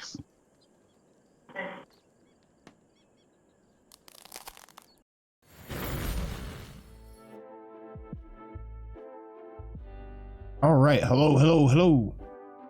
Whoa. Okay. Who are... Oh, we're good. Okay. Everybody is here, so let's just jump right back into it. Okay. All right. All right. So, you have defeated King Mbala and gained the rain stick of Mbala. Have the rest of the ruins to explore as you see fit. But oddly enough, as you exit the tunnel, a ghost rises up from the ground before you. Kill it. It does appear hostile. Oh. And so, as it does exactly that, rising up, it attacks. And I need everyone to roll me initiative. You're just keeping us busy. Well, that's good. We gotta wait for Dr. O to get back before we do anything super plot important. Homie, just really, like, we're just minding our own business.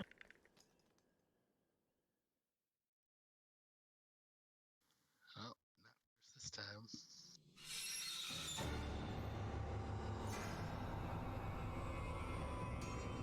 You better work.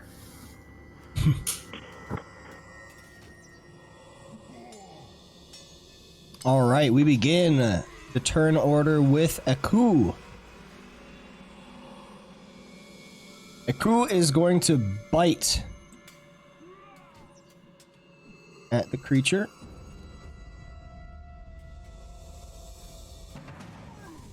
Hitting on an 11.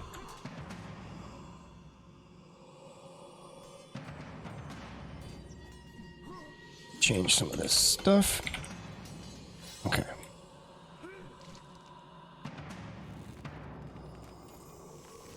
Deals 9 points of piercing magical damage. And forcing a saving throw. Which the ghost succeeds. Taking us to Melian's turn. What do you do, Melian? I have no idea how to deal with the ghost. So I'm going to assume that magic works.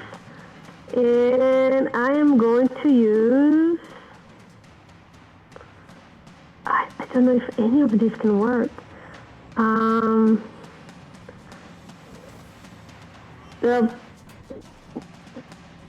Okay, I'm gonna throw a nice knife. Okay. That will get a coup and the owlbear in the blast. Ah, never mind. Let me see. I always forget that there's a blast after that. I am going to... Actually, I'm gonna use Healing Word on Mr. B. Okay.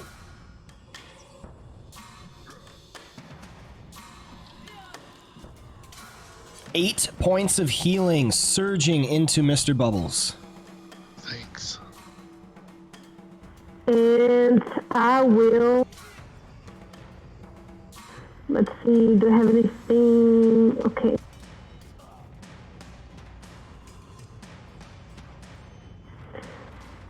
Since I'm holding the rain stick, I'm going to just try to bonk. I'm going to approach the ghost and try to bonk it. Okay, so you're wielding the rain stick. Got it. Yeah, I'm going to... And it's magical, so I'm going to try to just bonk it with the new staff. Okay.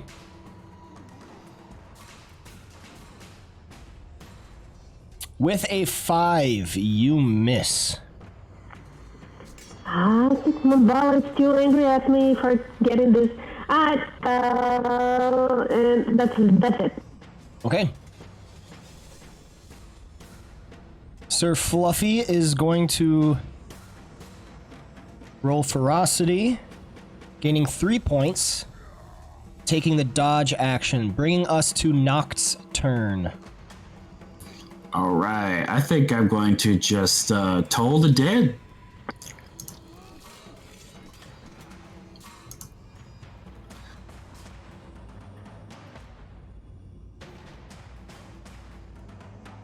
$15 is what the ghost rolled, succeeding against your Toll the Dead. Barely. Wow. All right, well, I'm going to... excuse me. I'm going to... I'm going to expand a second level spell slot to Healing Word Mr. Bubbles. A second level. Wow, everyone's so nice to me.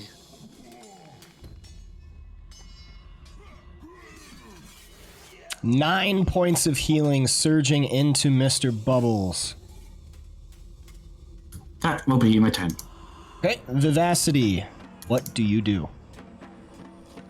All right. Well, I'm gonna also help out Mr. Bubbles because he was nice enough to be the one to take the last thing down for us all. So Yeah, screw the ghost. Who cares about it? So I'm gonna help Mr. Bowles out. I'm gonna give him a bardic inspiration. Okay.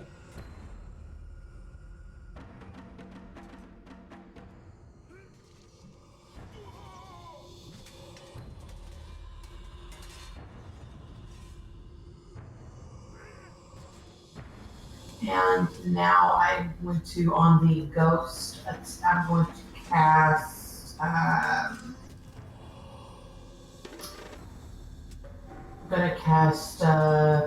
Suggestion.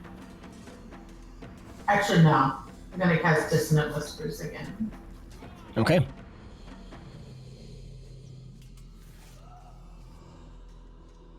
The ghost succeeds. Ah, fuck you. But Dissonant Whisper still deals damage on a success. Deals half damage. So go ahead and roll your damage.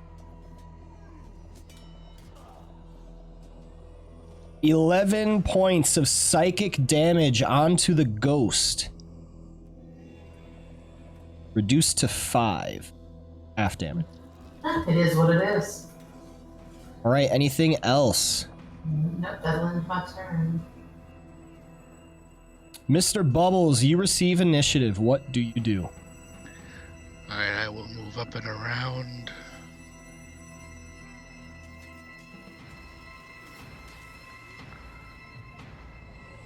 And then slicey.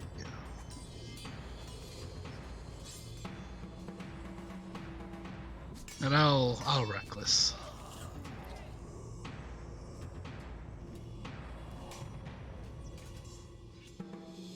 Ooh. A hit on a 26. Critical hit. Roll damage. So it's gonna take an additional 10 necrotic damage. But it's undead. Never mind. Do I still gain the 10 temporary hit points? Let me see. It says it takes an extra 10 necrotic damage provided it's not a construct or undead, and I also gain 10 temporary hit points. I would As a say separate no, sentence. because it's after. Yeah, it's a You separate also- effect. No, I also you gain- also. Yeah.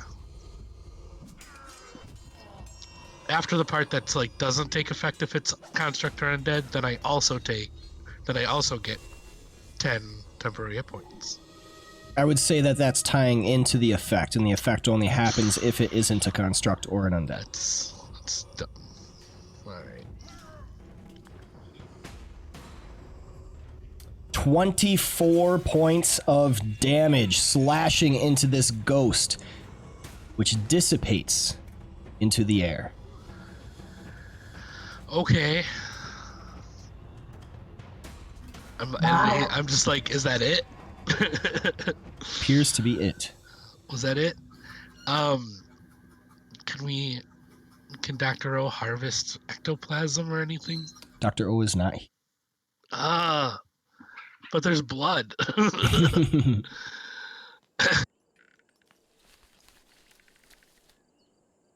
Can I harvest ectoplasm and give it to Dr. O as a gift later? if you want to perform the harvest, yeah. I do. Okay. I do. So, Vivacity, like you, make me some rolls. First comes... Well, then comes marriage. Let's see.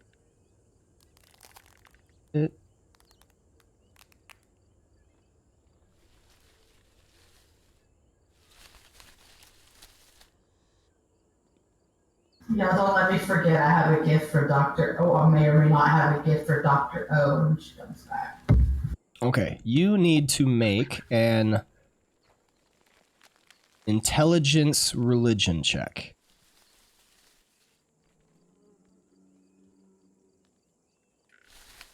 Word. Nice. With a 20, that's definitely enough. You know.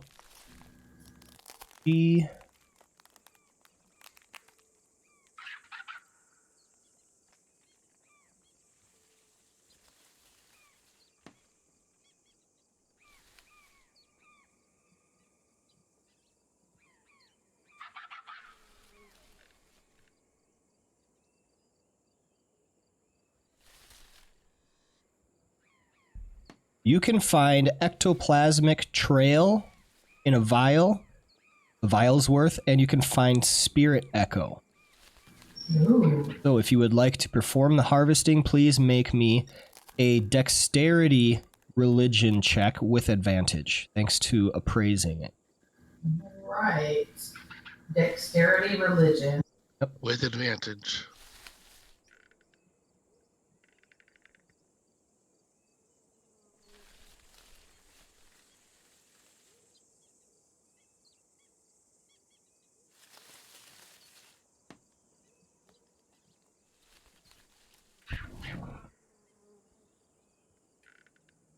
Yeah, I'll take the 14.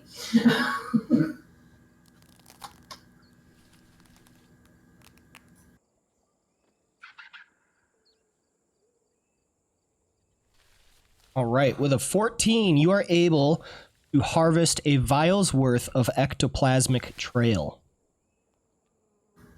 All right. A nice present for Dr. O.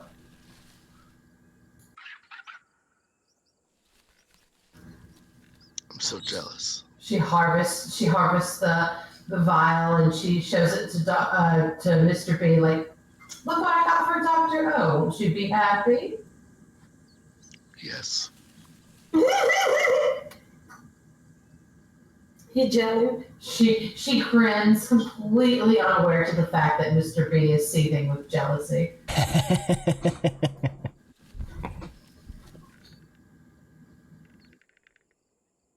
Now what do we do?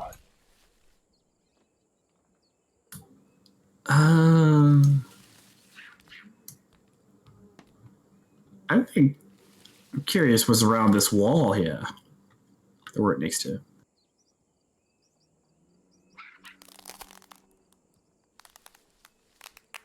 What wall? True. Are there any buildings that look like they haven't been completely desiccated yet? All of the buildings look to have been worn by the years and the weather. But there are a few structures that seem like they're perhaps a little more intact.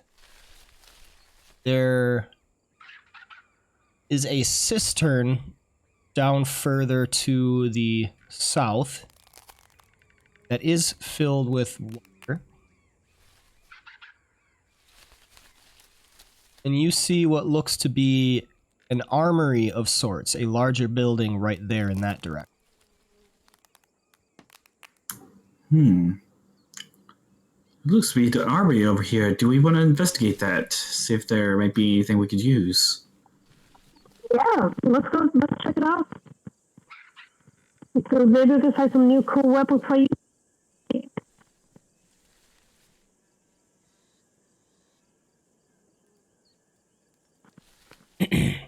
I'll follow those up over like S9 and things around, especially for the monkeys.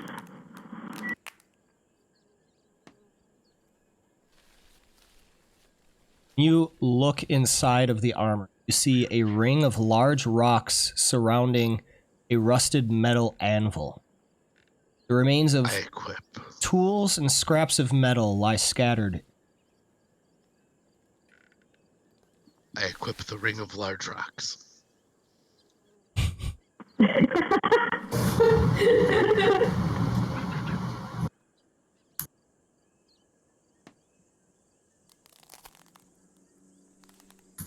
wonder if that would mean that your body just resorts back to its just the natural metal that was used to make you.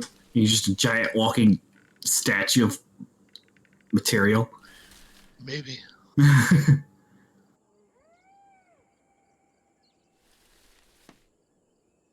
Is there anything in here worth investigating?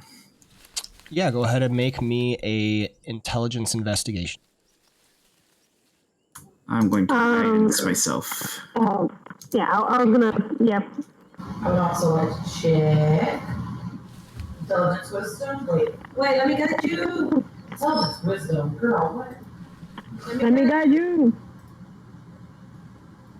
Who are you guiding? You. Oh, you like me or something? Yeah. So what am Give me I a second. Wait, give me a second, girl. Okay, hold on. What am I checking? You're checking for anything that might be useful. Investigation, perception. Perception. He told me to do an investigation. Investigation, wisdom. Is that what you did? It was intelligence. Okay.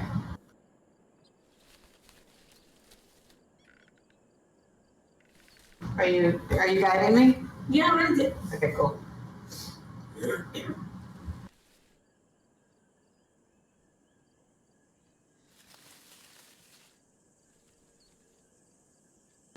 Well, Right. that didn't really help. But I appreciate it regardless. Wow. Yeah, no, we ain't seeing shit in here.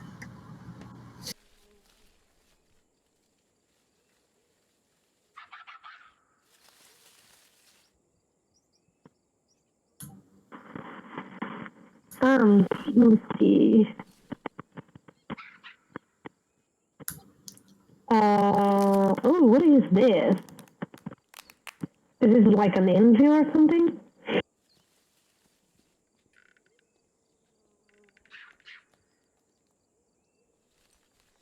Oh, what is this?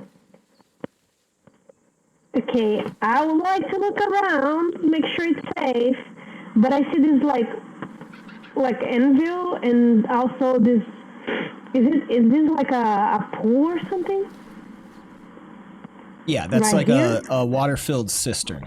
Looking Oh, through the rubble, you see several discarded, rusted pieces of metal armor and simple weapons, most of which seem beyond repair. There's also a set of damaged splint armor.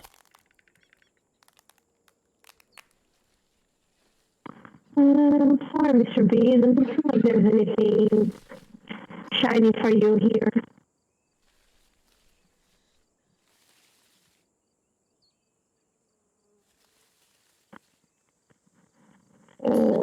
Just to make sure we're not getting too close.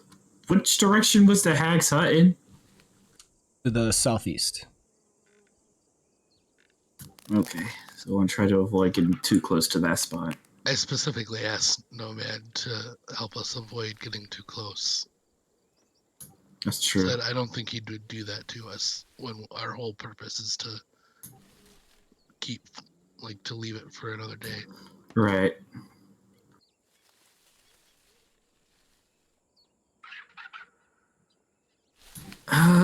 Perhaps we should investigate the cistern.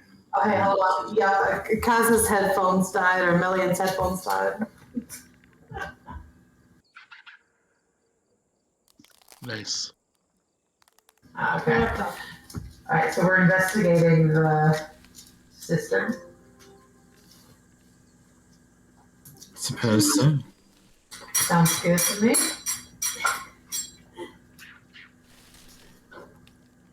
Wait, where did you go? Not. Through the building on the other side. You gone. The other side. Oh, I see it.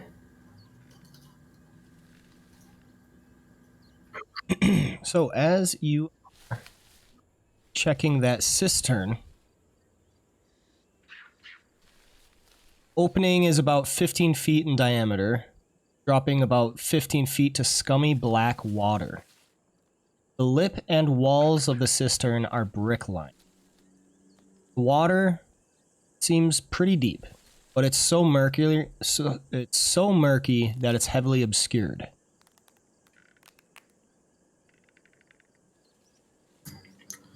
I'm not exactly one to go swimming in water I can't see through.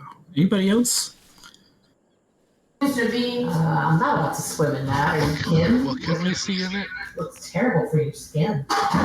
Can't really see anything. It is so...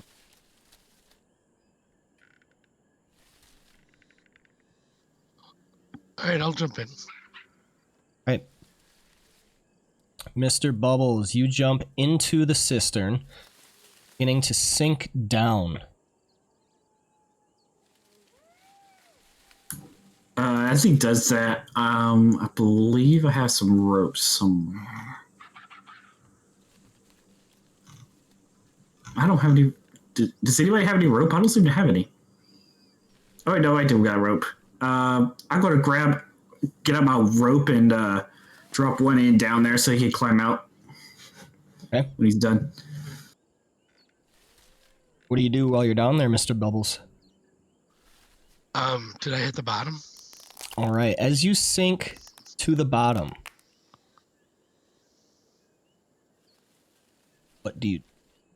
It is murky. You can't see.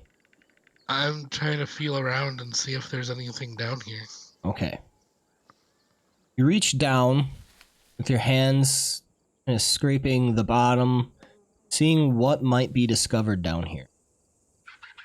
And then your hands start bumping into objects. Place your hand over one of the objects, feeling around. It feels kind of like a brick. There are a number of bricks, a whole heap of them, actually, on one side of the well. Like there's a hole in the well? Possibly.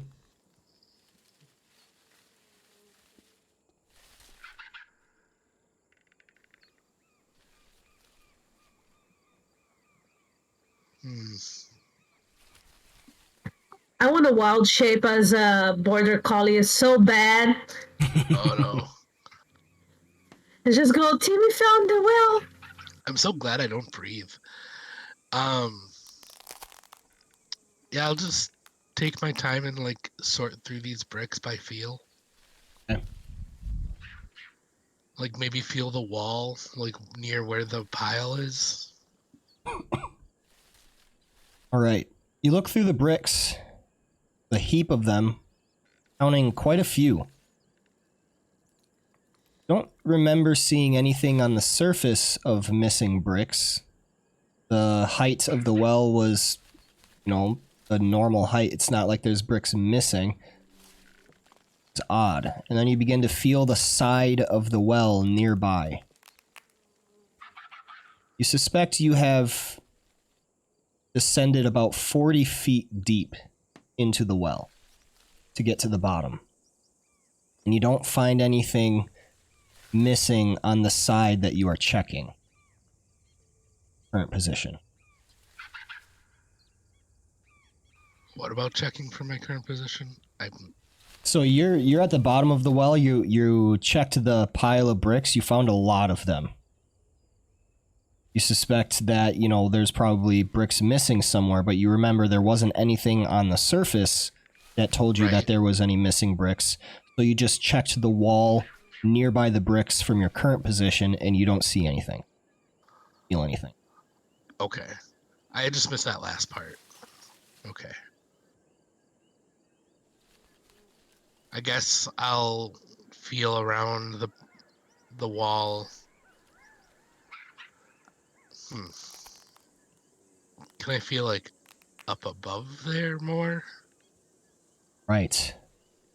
You begin to search a little further up, trying your best to swim up in the water, probably using the help of a rope now descended down to you from knocked above. About 20 feet below the surface of the water, find a hole. Oh. Reach your hand to feel nothing against where the brick wall should be. Feeling to the sides, you feel cold, hard earth. It is large enough for you to fit. I will crawl through. First we find a crack, now we find a hole. Yep. Right.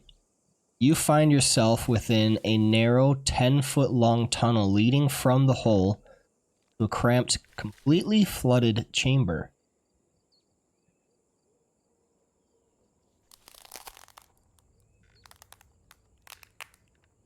Can I see better yet? Jeez, okay.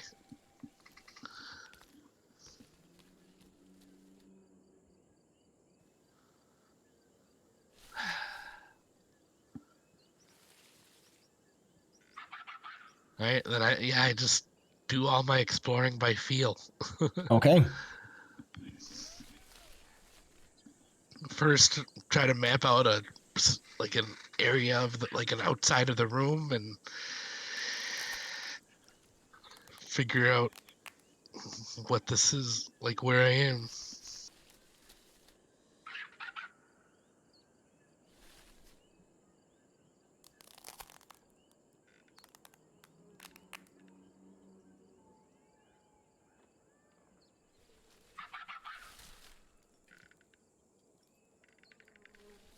So, you're all kind of waiting on the surface for Mr. Bubbles down below. You don't see him in the murky water, but knocked, you feel the rope tauten.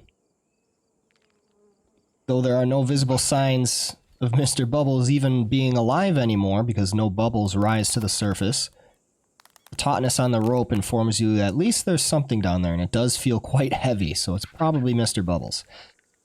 And just for the record, no bubbles would have ever risen to the surface since I don't breathe. Yep, exactly. Just making sure, like, nothing did. So you are waiting there, waiting. Something must be going on. He must have at least found something, otherwise he would have been up by now. Mr. Bubbles is down in this secret chamber, feeling about.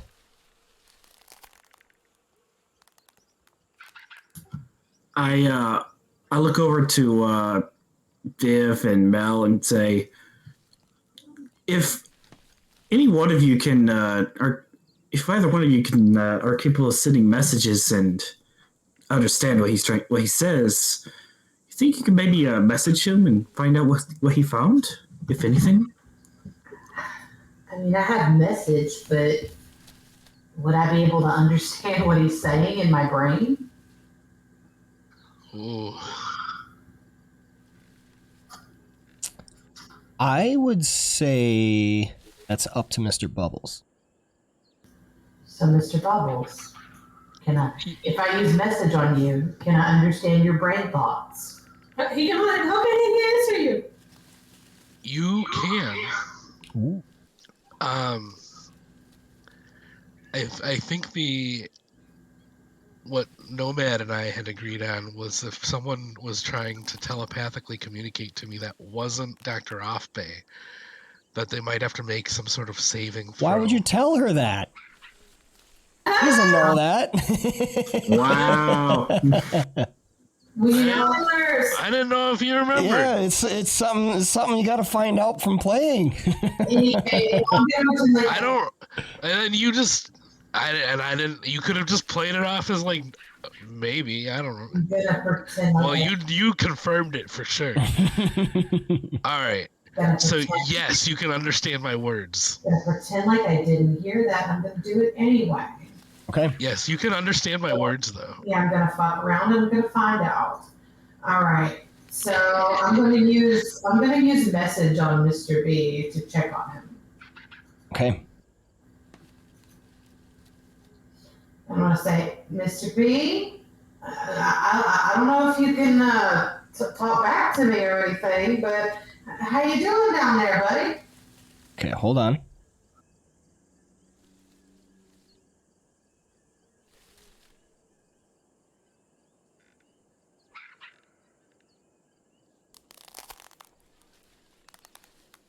Thought there was like a word limit. Oh, okay. Yeah, you did hear all that. You point your finger toward a creature within range. Oh, but that one, yeah, message, Yeah, okay. I can't actually reply. You can cast this spell through solid objects if you are familiar with the target and know it is beyond the barrier. Sending is the one I can reply with, right? Message is a one-way communication. Yeah, that's true. Yep. Oh, yeah, that's right. I forgot. Sorry. Well, damn. But, so, if Nomad, depending on the distance, that you can judge if they hear me through the water, I'll reply verbally. Make me a strength check. Okay. The strength of his vocal cords. Oh my god. No, they can't hear you. Wait a minute. Uh-oh. You hear the flapping of wings again. Oh dear. I have a way of hiding from them if you two want to find some cover.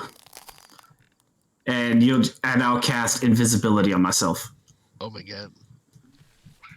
So you just see Nox look at you, give you a gesture to hide, and then vanish. All right. Shit. Fuck. Is there anything? Just get under cover. You're still benefiting from the past without trace. It has not gone away yet.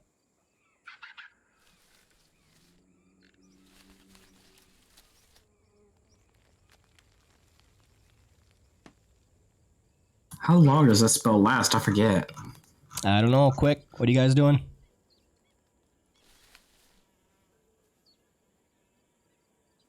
I'm feeling around a room very slowly. And that is when you hear the screeching of large creatures above you. Viv, Mel, Yeah? you didn't reply to him. I did. I was asking if I could. Well, I mean, we still have, like, he said we still have the benefit of pass without trace. I was asking if What'd you ask? They're cutting out a lot. Yeah. I can't, like, if you're talking right now, I cannot hear you. Okay, yeah, she's trying to ask. She's been trying to ask a question. They must. Oh. Yeah, what must be happening is you must be freaking out and peeking on your mic, and then it like doesn't pick you up. Yeah, she's trying to ask a question. She's trying to ask, is there any place that she can hide, like, with cover? Yeah, we didn't hear that at all. Yeah, there's definitely, like, ruins and crumbled walls around and everything. run. Okay, that's what we do. We run behind them. Okay. So we go. And I'm just invisible. Yep. Right. Surf Wolf is Owlbear is going to move there. Wait, I also have invisibility. I forgot that. I forgot I have invisibility. I'm gonna, wait, Melanie, do you have invisibility? No, I'm gonna cast invisibility on you. No! I'm smaller. I'm hiding. I don't care. And I have alpha abilities that help me hide. I don't care, I like you. Okay. Everybody, please make me a stealth check.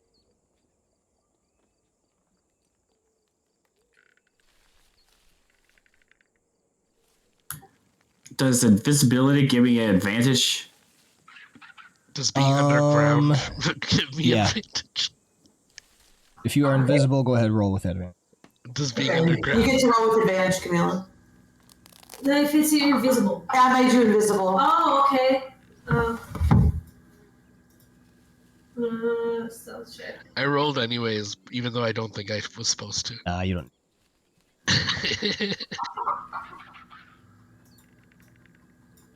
I did it for the lulz.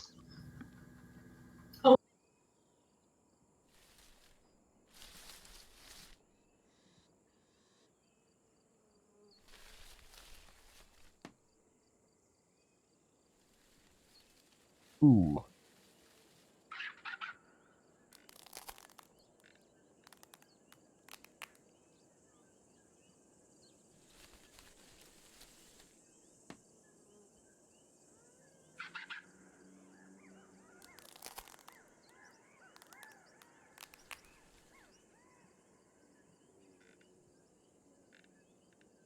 The flapping of wings high above you from large creatures passes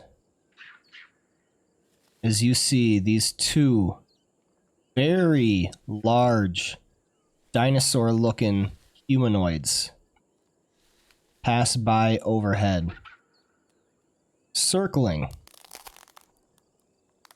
you very tense moments. Or they fly off.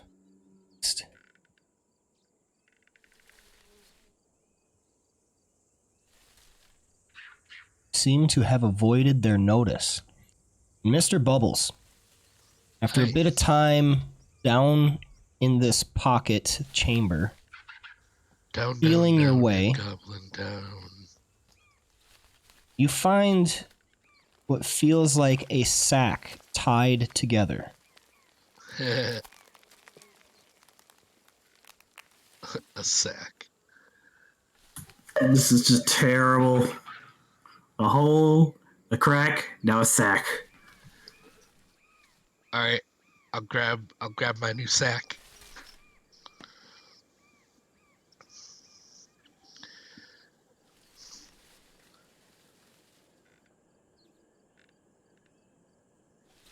Is there anything else around it, or is that Nope. low leaf? All right. Well, you can find. Okay.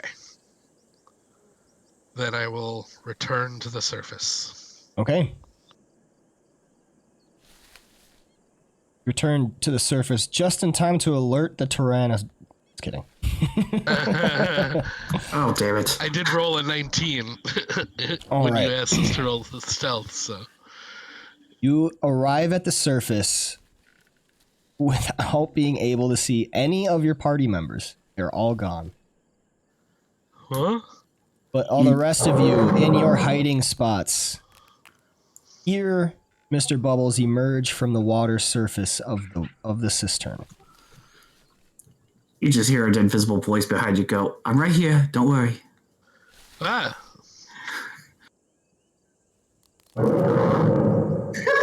Oh,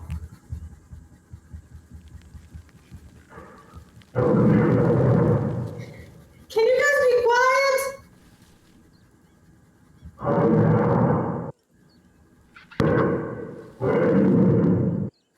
Oh my god, everyone's gonna hear!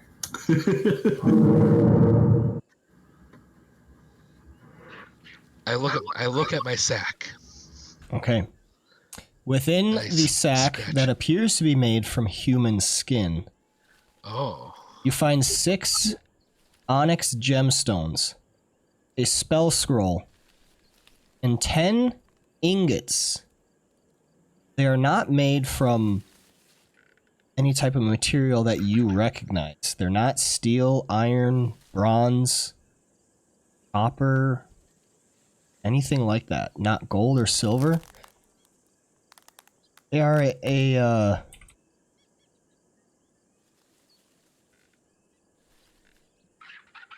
are a kind of greenish blue color.